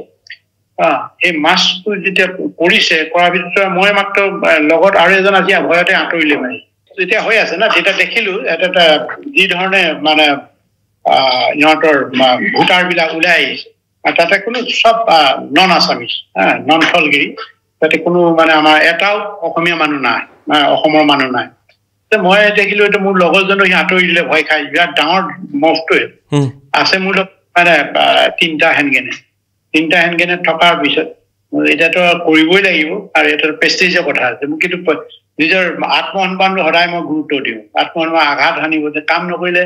বস্তু লৈ যদি মই কাম কৰিব নোৱাৰো তেতিয়াহ'লে মই মানে এনেই খুব জাহিটো মৰাটো লাভ নাইতো আছে নাই সেইটো কাৰণে নিজৰ আত্মসন্মানৰ ওপৰত ভৰ দি সাহসটো গোটাই প্ৰথমটো মাৰি বিকট শব্দ হৈছে তাত ইহঁতে বঙালী বিলাকে মা গৌ কোনোবাই খালত পৰিছে কোনোবাই বা গৌ তা গৌ কৰি চিঞৰ বাক হৈছে মই আজি বহুত আৰু হল দেই মেচেকাৰ আজি কি হয় আকৌ আৰু এজাক আহিলে আকৌ মাৰিলো সেইটোও সুধিলে মানে বিকট শব্দ চব পৰি দিছে নলা মই সাংঘাতিক ধৰণে আঘাতপ্ৰাপ্ত হৈছে কিজানি আৰু সেইকাৰণে চব নলাত পৰি গৈছে তাত 3 নম্বৰটো আছে 3 নম্বৰটো মাৰো আৰু পলাব লাগিব 3 নম্বৰটো আকৌ এজাক আহিছে সেইটো মাৰিলো চব নলাত পৰি দিছে তাৰপিছত মই আৰু ৰক্ষা নাই বুলি পলাই গুচি আহিলো তাৰপিছত গম পালো যে যিটো এফেক্ট হ'ব লাগিছিলে অকল শব্দহে বেছি হয় কাৰোবাৰ অকমান চাই যে কোনোবাই পৰি অলপ দুখ পালে কোনো মৃত্যুবৰণ হোৱা নাই চিৰিয়াছ কোনো আঘাত নাই তাৰপিছত গোটেই তিনিচুকীয়া হুলস্থুল হৈ কৈছে যে এতিয়া আকৌ তাতে গণেশ দত্ত বুলি কয় ৰাৱণ বুলি চিনি পায় চবেই চিনি পায় সেই সময়তে আমাৰ চেতিয়ামুখে যদি কোনোবাই ইণ্টাৰভিউত চেতিয়ামুখে ক'ব ৰাৱণ যিকোনো সেই ৰাৱণ বেয়া তাৰ মুচ মানে যি ধৰণে মুস্তা আছে সাংঘাতিক মুচৰ আৰু এনে কিন্তু সাহস নাই সেইজনে কিন্তু একদম মানে কি কয় আহি গ'ল ফৌজ লৈ CRP কলৈ গ'ল মই আকৌ সেই একেবাৰে ৰাস্তাবিলাক চিনি পাওঁ টোটেল কাম তেতিয়া সেই ৰাস্তা ওলাই গৈ একেবাৰে পলালো এই পলালো আৰু পলালৈ আকৌ তেতিয়া গাঁৱত আহিলো আহি আকৌ সেই ইলেকশ্যন শেষ হৈ গ'ল ইলেকশ্যন হোৱাৰ পিছত আৰু ৰিজাল্টটো আৰু এইটো ভুৱা ৰিজাল্ট বা কোনো এইটো ইলেকশ্যনেই হোৱা নাই 2টা 3টা বা ক'বা 100 ভোটেই জিকিছে হোৱাৰ পিছতে আমাৰ প্ৰস্তুতি ৰাস্তাটো পাই আহিলো ৰাস্তাটো এতিয়া দ্বিতীয় ডাঙৰ এটা চেলেঞ্জ আমাৰ কাৰণে আহিলে বিশেষকৈ মোৰ আৰু চক্ৰৰ কাৰণে তেতিয়া সেই সময়ত মানুহবিলাকৰ অসমীয়া মানুহবিলাকে ইমানেই মানে আৰ্থিক অৱস্থা মানে বৰ্ণনা কৰিব নোৱাৰি খুবেই লাও অৱস্থা ইমান মানে আৰ্থিক অৱস্থা ইমান পিছপৰা আছিলে আমি কাৰ পৰা খুজিম চাকৰিয়াল মানে হেণ্ড টু মাউথ সিহঁতি খাই আছে কোনো ৰকম জীৱিকা কৰি আছে আৰু আমিতো তেনেকৈ টকা তুলিবলৈ আমি বিচৰা নাই তাৰপিছতে এতিয়া যাব লাগে ৰাস্তা পালো গোটেই আমাৰ যিসকল মানে অগ্ৰজ আছে তেখেতসকলো একেবাৰে মটৰচাইকেল আছে যেনিবা সিহঁতে মটৰচাইকেল দৌৰাইছে ইফালে মানুহ বিচাৰি ইফালে হেৰি কোন যাব কোন নেযাব সদস্য বিচাৰি ফুৰিছে অৱশেষত আমি আমাৰ দায়িত্বটো এতিয়া মেইন যেতিয়া মই মোৰ চক্ৰৰ ওপৰত আহিলে আৰু এজন পবিত্ৰ বুলি কয় আমাৰ 3জন ফাইনেন্স যোগাৰ কৰিব মানে চিন্তা সাংঘাতিক চিন্তা টকা যোগাৰ কৰাটো সেই সময়টো মামুলি কথা নহয় যাব লাগিব এইটো চেলেঞ্জৰ কথা আহিলে না কিমান মান টকাৰ টাৰ্গেট আছিলে তেতিয়া আমাক লাগে 20 বা 30,000 30,000 টকা প্ৰায় 30 লাখ এই সময়ত 30,000 টকা 30 লাখ টকা তেনেকুৱা ভেলু 30,000 to 30 লাখ টকাৰ ভেলু তাৰপিছতে খুব চিন্তা কৰি মেলি চক্ৰ আৰু মই পবিত্ৰ 3টা হেৰি কৰি তাৰপিছতে হ'ল যেনিবা মানে মানে যি ধৰণে আমি চেষ্টা কৰিলো এই চেষ্টাটো আমি সফল হৈ এইটোৱে কাপোৰ কানি যোৱা নেগুটাঙৰ মানে আমাৰ নেগুটাং বুঢ়া তেখেতৰ যিটো মাননি চব দিয়াৰ কাৰণে প্ৰস্তুতি চলাই তাৰ আগতে আকৌ এটা লেঠা এটা আহি গ'ল আকৌ মানে আমি সেটা মই কৈছো এতিয়াতো আমাৰ মানে আমি অকলেতো কৰিব নোৱাৰা আমাৰ চবকেতো মাতিব লাগিব এতিয়া সেটা মই হ'লে আমি আপুনি দায়িত্বটো লওক মই কেনেকে লম মোৰ লগত ক্ৰেডেনশিয়েল নাই বুলি মই খুব ইংলিছৰ কোনো ধৰণৰ মানে ইংলিছ চৰ্চা কৰা নাই চৰ্চা কৰিবলৈ খেলা মানুহৰ খুব কলেজতো তেনেকৈ মানে খুব ধৰণৰ ক্লাছ নকৰো খেলতে ব্যস্ত হৈ থাকো ইংলিছ চৰ্চা কৰা নাছিলো সেটা মই সুধিলো ক্ৰেডেনশিয়েল মানে কি ক্ৰেডেনশিয়েল কি বস্তু ক্ৰেডেনশিয়েল কৰে নহয় বোলে এখন চিঠি এনেকে দিয়ে NSNৰ এখন চিঠি আছে চিঠিখন মামাই ৰাখি থৈছে মামাই ৰাখি থৈছে বুলি কৈছে সেইখন নহলে NSN সোমাব নিদিয়ে ঠিক আছে তেতিয়াহ'লে আমাৰ ভীমগোহাঁই মামাক হেৰি কৰিব লাগে আনিব লাগে এই ভীমগোহাঁই মামাক আমি আনি লৈ তাতে জাগুনত বহুৱাই থৈছো ইফালে আমি পইচা মানুহে বিভিন্ন ধৰণৰ বিকৃতি কৰিবলৈ বিচাৰে সেইকাৰণে আপুনি যিবিলাক কথাবিলাক সুধিছে সেইকাৰণে মই জনগণে সঁচা কথাটো জানক সঁচা কাহিনীটো নহলে বিকৃত হ'ব ভৱিষ্যত প্ৰজন্মই যাতে শুদ্ধ বুৰঞ্জী এটা পায় আলফাৰ ওপৰত আলফা মানে আইৰ ওপৰত এটা শুদ্ধ বুৰঞ্জী মানে পঢ়িবলৈ যাতে পায় এইটো কাৰণে তেখেতক আনিলো অনাৰ পিছত আহি থাকক আমি এৰি কৰিম তাৰপিছতে সেইদৰে আমাৰ বিভিন্ন প্ৰান্তৰ পৰা আমাৰ এজন দুজনকে আনিলে সেই সময়ত আমি ধৰক আমাৰ ডক্টৰ নকুল হাজৰে আছে আমাৰ হেমন্ত ফুকন মামা আছিলে গোট খাইছে জাগনত বিশেষকৈ যেতিয়া আমি যোৱাৰ আমাক পেহল দিব লাগিব না সেইটো কাৰণে চব গোট খাইছে আৰু কোন যাব কোন কাক নিব এনেকুৱা সময়তে আমাৰ বিশেষকৈ আমাৰ সোণাৰাম ককাইদেউ অধ্যাপক আছিলে গোলাঘাটৰ তেখেত আহিছিলে তাৰপিছতে আমাৰ আমি খুনা চেতিয়া বুলিয়ে কওঁ অলপ খুনা আছিলে তেখেত খুনা চেতিয়া ককাইদেউ তেখেত আছিলে তাৰপিছতে আৰু এজন এতিয়া কি খুনা গগৈ আছিলে আমাৰ মামা আছিলে সুৰেন ফুকন হেমন্ত ফুকন মামা তাৰপিছতে দীনেশ গগৈ নাম শুনিছে নাই দীনেশ গগৈ আছে গম পাইছো তেখেতটো আছে মোটামুটি ইমানখিনিয়ে মানুহ আছিল বাৰু তাৰপিছতে ধৰক হেৰি অহা নাই কিন্তু আমাৰ ভদ্ৰেশ্বৰ গগৈ অহা নাই ভদ্ৰেশ্বৰ গগৈ অহা নাই দিনেশ গগৈ ডাঙৰীয়া এতিয়াও আছে তেখেত এতিয়া জীৱিত আছে তেখেত আহিছিল মই লগ পাইছো আৰু এজন আছিলে নেকি মই এতিয়া হেৰি কৰিব পৰা নাই কিন্তু নকুল হাজৰিকা আছে ডক্টৰ নকুল হাজৰিকা আছে এসব হেৰি নকুল হাজৰিকা ডক্টৰ ঢুকাল সৰ্বমুঠ কেইজন ওলাইছিলে আপোনালোক আমি এতিয়া প্ৰথম আমি তাতে জমা হৈছিল 16 জন মান জমা হৈছিল এতিয়া আমাৰ গাইডে ক'লে আৰু যিজনে আমাক নেগুটাং তেখেতে যিটো অৰ্গেনাইজ কৰিছে তেখেতে ক'লে আমাক 6 জনে আমি নিব পাৰিম নিব আমি জমা হৈছিলো 10-12 জনৰ বেছি 16 জন জমা হৈছিল ইয়াৰ ভিতৰতে আমাৰ যমুনেশ্বৰ বৰুৱা আছিলে তেখেতে আমাৰ SSB ট্ৰেইনিঙো আছিলে তাৰ কিন্তু খোজকাঢ়িবলৈ তাৰ খোজকেইটা মানে তাৰ ঠিক নহয় দৌৰিব নাজানে বুজিছো সেই মতে আমাৰ নাহৰকটীয়া বুদ্ধেশ্বৰ গৈ আছে প্ৰথম CNC আছিলে আমাৰ বুদ্ধেশ্বৰ প্ৰদীপ গগৈ এতিয়াও জীৱিত আছে তেখেত ভাইচ চেয়াৰমেন যে তেখেত আছিলে তাৰপিছতে চেতিয়ামখৈ মই চক্ৰ পবিত্ৰ ৰবীন্দ্ৰ আমাৰ ভূটান অল ক্লিয়াৰ অপাৰেশ্যনৰ মিচিং হৈ আছে ৰবীন্দ্ৰ আছিলে আৰু আমাৰ হেৰি প্ৰবীণ বৰা আছিলে তাৰপিছত আৰু আমাৰ দুজন আছিলে শিৱসাগৰ যমুনেশ্বৰ বৰা আছিলে আৰু শিৱসাগৰ দুজন আছিলে আমাৰ মিচিং সম্প্ৰদায়ৰ এতিয়া এই 6 জন আমি কেনেকৈ চিলেক্ট কৰিম চিলেক্ট কৰাৰ দায়িত্ব কাৰণ তেতিয়া মই বুদ্ধেশ্বৰ গগৈ পবিত্ৰ আৰু মানে পবিত্ৰৰ পিছতে আমাৰ বুদ্ধেশ্বৰ গগৈ পবিত্ৰ চেতিয়ামখৈ আৰু হেৰি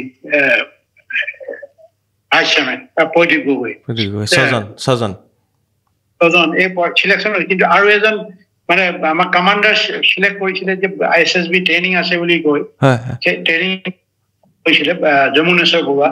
চেতিয়ামসকলে ইয়াক লৈতো আমাৰ মহাপৰিমাল হ'ব খোজ কাঢ়িব নোৱাৰে লগে লগে তাক কেঞ্চেল কৰিলে পিছত আহিলে কিবা পিছত আমাৰ তেখেত আছিলে নাগালেণ্ডলৈ ইষ্টাৰ্ণ বাৰ্মালৈ আহিছিলে আমি 6 জন তেতিয়া চিলেকশ্যন হল আচল আমাৰতো 5 জন বা 4 জনটো আৰু কমপ্লিট আমাক বাদ দিব নোৱাৰে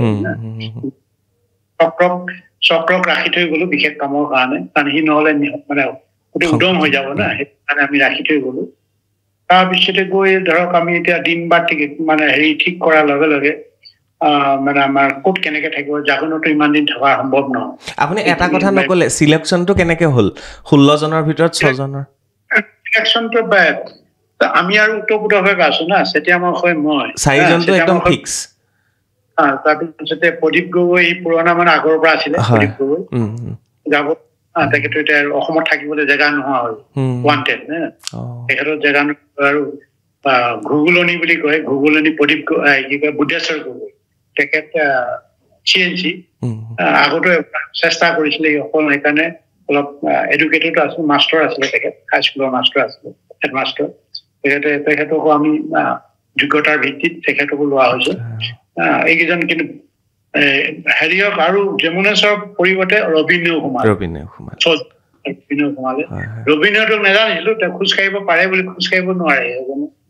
গোটেই সমস্যাটো তাৰপিছত সেই 6 জনকে আমি আৰু হেৰি কৰি মেলি আমাক বিদায় দি আমি গলো গৈ আৰু প্ৰথম অৱস্থাত যাব পৰা নাই সেইফালে আমাৰ গাইড আহি পোৱাই নাই গাইডটো থাকে বহুত দূৰত সিহঁতে বেলেগ এটা অৰুণাচলৰ বেলেগ এটা প্ৰান্তত থাকে লিচু মানুহ তেখেতে আনিব লাগে আহোঁতে কেইদিনমান পলম হৈছিল পলম হোৱাৰ কাৰণে আমি ৰৈ দিলো তাত ৰৈ লোৱাৰ পিছতে চেতিয়ামখৈ আৰু আমাৰ চিনাকি চেতিয়ামখৈ মোৰ চিনাকি আমাৰ তাৰে ফ্লাইট ফেক্টৰী বিলাক আছে নে মাৰোৱাৰী সেই মাৰোৱাৰী ফ্লাইট ফেক্টৰীত মই তাৰপিছত পবিত্ৰ আৰু আমি 3 জন তাতে থাকিলো চেতিয়ামখৈ আৰু বাকী 2-3জন বা পিছত দিনটো মানে ধাৰ্য কৰা হ'ল কোন দিনত আমি যাম ধাৰ্য কৰা হ'ল সেইমতে আমি প্ৰথম দিনা ৰাওনা হ'ল প্ৰথম দিনাখনি ৰাওনা হোৱাৰ পিছতে আমাৰ 2জন মানে খোজ কাঢ়িব নোৱাৰা হ'ল বিশেষকৈ প্ৰদীপ গগৈ তাতেতো এটা কথা হৈছে খোৱা বোৱাটো মানে দিনতে মানে খোৱা না আকৌ ৰাতি মানে খোৱা নাই কেনেকে খোজকাঢ়িব আন্ধাৰত অভ্যাস নাইতো মানে এইটো আকৌ সেই ৰাতি ৰৈ দিলো ৰাতি মানে খোজকাঢ়ি পুৱতি নিশালে খোজকাঢ়ি তাত ৰৈ দিলো আকৌ মানে ৰাতি যাত্ৰাটো ৰাতি হয় আপোনালোকৰ আছাম ৰাইফল আছে ন আছাম ৰাইফল ওচৰ আছে সেইকাৰণে ৰাতি যাবই লাগিব উপায় নাই সেইটো পাৰ হ'ল ৰাতি আকৌ বা ৰাতিটো 1 ঘণ্টা বা 2 ঘণ্টাই হলো হোৱাৰ পিছত আকৌ ৰাতি 4 বজাতে উঠিলো তাতে মানে সিহঁতি ৰাতিটো পুৰা দিনটোৱে যাব লাগে দিনটো গলেহে আমি মেমা বৰ্ডাৰ পাওঁ পাটকাই তাৰপিছতে ধৰক এতিয়া ৰাতিপুৱাতে খোৱা নাই ভাত ৰন্ধাও নাই বাচন বৰ্তন নাই এক্সপিৰিয়েঞ্চ নাই না গাড়ীৰে খোৱা বুলি ক'তো গাড়ীৰে খোৱা সিটানি হাততো আৰু অভ্যাস আছে দিনটো হ'লেও খোজকাঢ়িব পাৰে মইতো পাৰো মোৰতো ষ্টেমিনা আছে ফুটবল প্লেয়াৰ কাৰণে বাকী ইজনৰ কাৰো নাইতো চব পবিত্ৰ পাৰে পবিত্ৰ ভাল আছিলে পবিত্ৰ সি ভাল মাৰ্চেল আৰ্ট আনিছিলে অৰ্থাৎ মানে 5 ঘণ্টামান যোৱাৰ পিছত আমাৰ ভিচি মহাশয় প্ৰদীপ গগৈ তেখেত পৰি দিলে ষ্টেমিনা নাইতো পৰি দিলে উঠিব নোৱাৰে মুখে ফেন বাঢ়ি হৈছে কি হ'ব আমাৰ চেতিয়া মহাশয় আৰু ভিচি হেৰি চেতিয়া মহাশয় আৰু ভূগোলনীয়ে কৈছে ইফালেতো আছাম ৰাইফল আহিয়ে থাকে এইটো কি হ'ব যে পেলাই দিব লাগে এজনৰ কাৰণে 5 জন মৰিব নোৱাৰো এজনৰ কাৰণে 5 জন মৰিব নোৱাৰো তেতিয়া কৈছে নহয় সেইটো কথা মানে তেতিয়া মই এই আমাৰ বেগত চাউল আছে না চাউলটো মই ভাঙিবলৈ নাই মুখত মই দাঁতেৰে গ্ৰাইণ্ড কৰি মানে তাকে মুখত সোমোৱাই দিছো মানে হেৰি প্ৰদীপ গগৈ ভিচি আমাৰ ভিচি তেখেতৰ মুখখন দাঁত খুলি লৈ মুখত সোমোৱাই দিলো মই মানে চুবাই মুখৰ পৰা উলিয়াই তেখেতৰ মুখত সোমাই দিলে তেখেতেও নেজানে বচাব লাগিব না তেখেতে আনি অলপ খাই মানে 1 ঘণ্টামান হেৰি কৰিব পাৰে এমুঠিমান চাউল এবাৰ হেৰি কৰি আকৌ পাতত ৰাখিলো না পাতত হেৰি কৰি এখন মানে পাতখন ৰাখি আকৌ মুখত বাকীখিনি চাউল লৈ পাতত থৈ আকৌ তেখেতৰ মুখত সোমাই দিলো তেনেকৈ 3বাৰ কৰাৰ পিছত আনিব পাৰি আৰু ৰাতি ধৰক আমি 6টামান বজাত বৰ্ডাৰৰ ওচৰত ঘৰ এটা পালো ঘৰ এটা পাই তাতে মানে আমি বিচাৰিব চুঙাত ভাত কিবা কিবি বনাই তাতে বা খেতি কৰা ঘৰ তাতে চৌটো থাকে তাতে গৈ কিবা মেজেঙা তেজেঙা থাকে আমিতো তেনেকুৱা খোৱা অভ্যাস নাছিলে তেনেকৈ বনাই দিওঁ খোৱাৰ পিছতে গোটেই আমাৰ 6জনৰ কেৱল মাত্ৰ গাইড 2জনৰ গলা মানে ডিঙি বহি যোৱা নাই কথা ক'ব পৰা অৱস্থাত আছে আমাৰ আটাইকেইজনৰ কথা মাত নোলায় যে মেজেঙা পাত কিবা খাই তেনেকুৱা এটা অৱস্থা হ'ল তাৰ পৰৱৰ্তী নেক্সট দিনা আমি গৈ প্ৰথম ভৰি দিছো ঠাকুৱানত ভৰি দিছো এই প্ৰথম তাতে আৰু আমাৰ প্ৰথম মানে যাত্ৰা তাৰপিছতে আৰু আছে বহুত দীঘলীয়া হ'ব সেইখিনি থাকক মানে মই এই বস্তুখিনি এইকাৰণে ৰাখি থলো আপোনাৰ মই যাতে ৰাইজে শুনক জানিবলৈ চেষ্টা কৰক